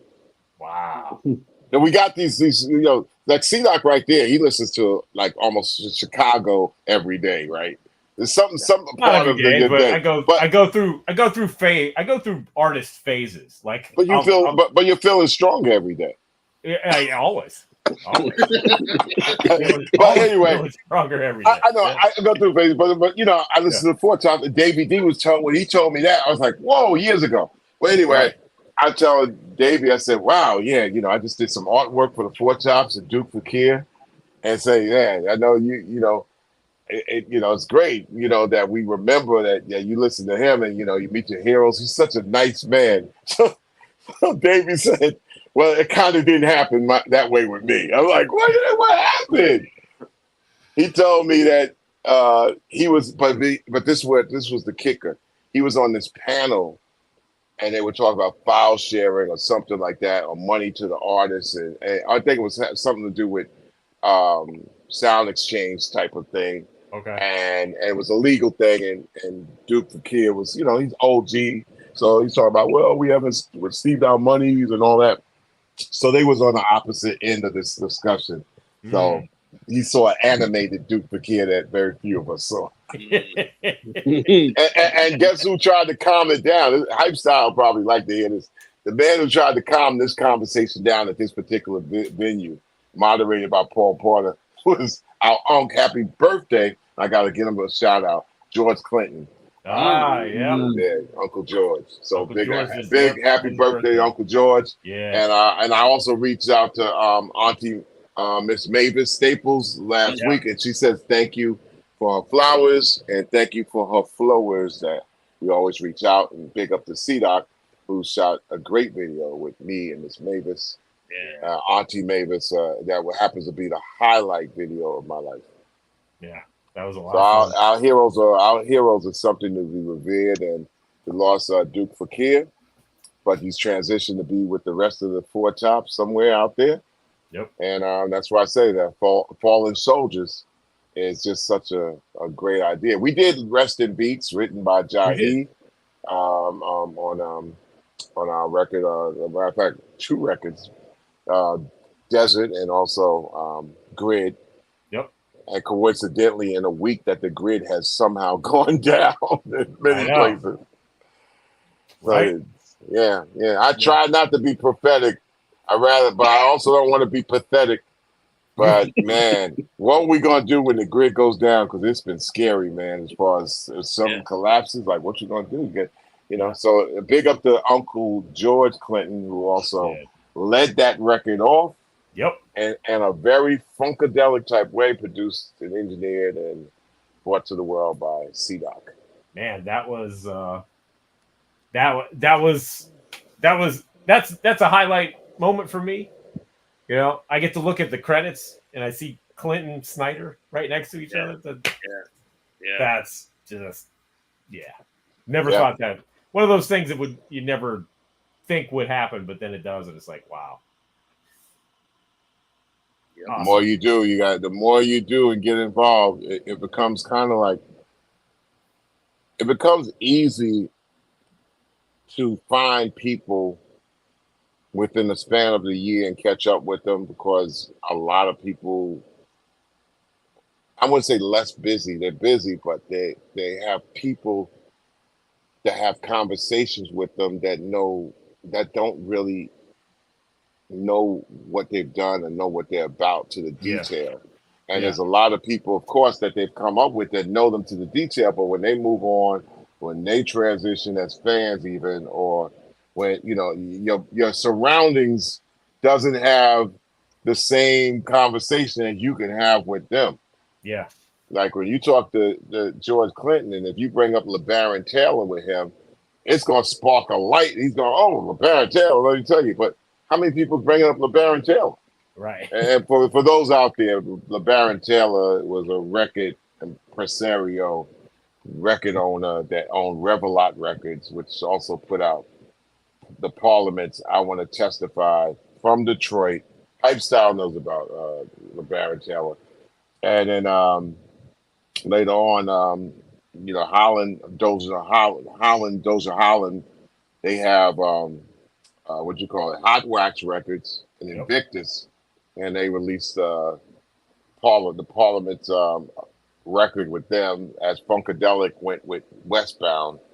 And when they were basically the same band on 2 different labels, something that the RZA happened to perfect years later. Yeah. Uncle George was way ahead of his time, man. And God bless him, still here and doing tours and shows. He and Miss Mavis Staples. Yeah. So if you really love this music, you can catch up with somebody and brighten their day, just like they brighten our day. Yeah. And this is what we have to do with our youth and our energy, and I mean youth under 75 years old. You can catch up with one of our greats and just connect with them. Just like I said, I had a great interview one time with Duke Fakir, and that's what I remember from him, as well as just being a fan of everything that he's done. Yeah. Well, this is the opportunity that we have as curators to catch up with our greats. So just when the way that you guys do it with hip hop, to be able to see C-Doc have a great conversation with a Chill Rob G, it's a good thing. It's a good thing. It makes somebody feel like this is why they do it. They do it why they do this thing because of the love, and they can go forward with the love. And hey, man, the sky's the limit of what you can do with technology. And a lot of people are playing around using it as a toy instead of the great tool that it is. That's my message to the masses. Thank you. There it is. And on that note, I would like to say that our show is brought to you by. Oh, it's right. Good morning, everyone. Hackensack Brewing, where on August 4th, they will have their next Awesome 2 party, Vibes in the Garden. And I believe Breakbeat Lou will be there, and Al Scratch from Ill and Al Scratch. Nice. So definitely check out Hackensack Brewing, the beer Auga, dedicated to the Awesome 2. Boom, bam. Yep. Also, Flatline, the days that the Awesome 2 are on Rap Station Radio. They actually premiere before my show, so they premiere every Tuesday at 7 p.m. Eastern, 4 p.m. Pacific, and then repeat Friday. And where else are they repeating? Somewhere else. Somewhere else. It's on the schedule here somewhere. Proud to have the legends. Yeah, it's incredible. Yeah. Yeah. And they are happy to be with us, so it's great. Which is a beautiful thing. Yep. And the show is also brought to you by the Spit Slam Record Label Group. That's what The Spit Slam Record Label Group, a Chuck D situation. Catch us on your favorite streaming platform, on Bandcamp, or visit our official web store at spitslamrecords.com. All releases are available digitally or on CD, with select titles available on vinyl and cassette. The Spit Slam Record Label Group. Throwback to the future sound. Mm-hmm. And you can catch Mr. Chuck, Flatline, and myself every Friday night for the Angie Don't Stop radio show. 2 hours of hip-hop power. Did I tell you the news was just, I heard Doc, and I love Kyle when she does the news too, because, it's a woman's energy comes in there, and she's been so consistent. But when you hear like a break in the action, another voice come, Doc just got a dope voice. You could do it all, man. What the fuck? and he's humble. He's humble. That's the thing, man. I'm glad to know you, bro. No, I'm glad to know you. Thank you. What's funny is my last, when in high school they had, we had student of the month or whatever. So the last possible, and it was like the last 2 days of school or something like that. The last possible chance I could be student of the month at my school was right before I graduated, like literally 2 days before I left the building. This teacher brought me the little certificate. Said, "Hey, you're student of the month." I'm like, "Really?" And she's like, "Yes, congratulations." I'm like, "Okay, thanks." And she goes, "You got a great voice. You should probably get into radio." And I was like, "Okay, thanks. Thanks for that too." So there you go. She give her credit. She recognized that, man. Because I was like, it just stood out. It was just like, it was wow. I was like, damn. It's got to find a place for you somewhere, man. Like you ain't in enough places. Yeah, I know, right? Maybe I could have my own show.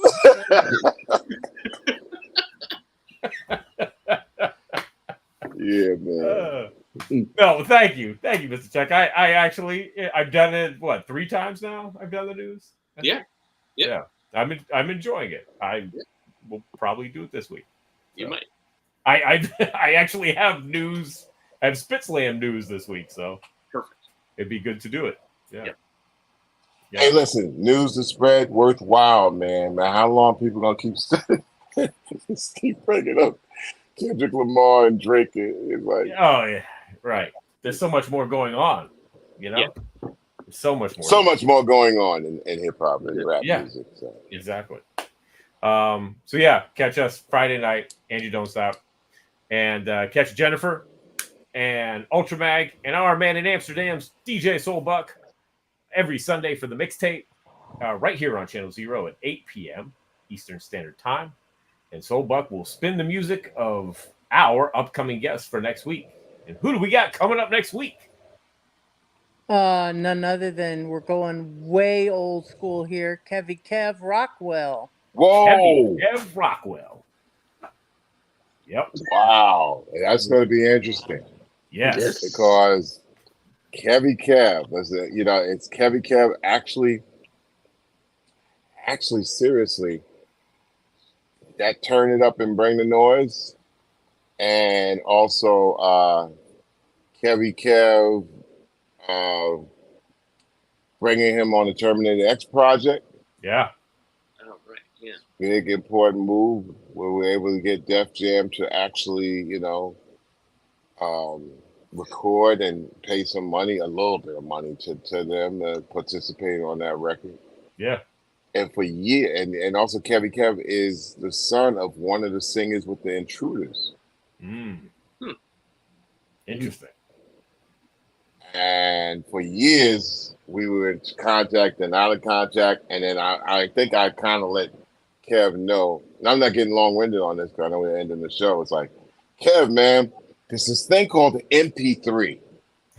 You need to keep making records, but it was just like at that time. So it'd be interesting to hear, what he thinks about the world today and how they're putting out records and recording right now. Right? We're talking about Waterbed Kev, right? No, not Waterbed Kev. Kevy DJ. Kev Rockwell from that Kevy Kev. Okay. Same Fantastic Five, but Same Fantastic Five, right. That Kevy Kev Rockwell. Okay. Yeah, Kevy Kev Rockwell and Waterbed Kev is two different Kevs, right? All right. Yeah, still a legend. Kevy Kev Rockwell's a legend, still known. Yeah. So we'll be back here next week. Next Tuesday. Thank you for standing to be corrected. Thank you. That's all good. It's all good. He's humble. Yep.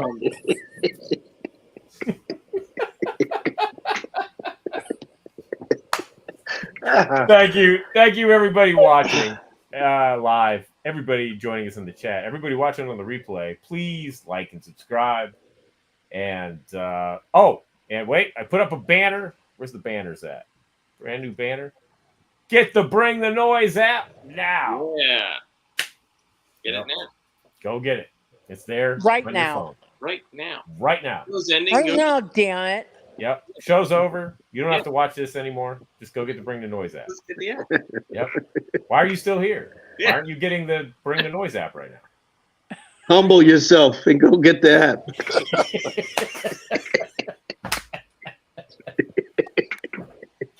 Thank you, everybody. We will see you for another show next week. Another episode of It's C-Doc again.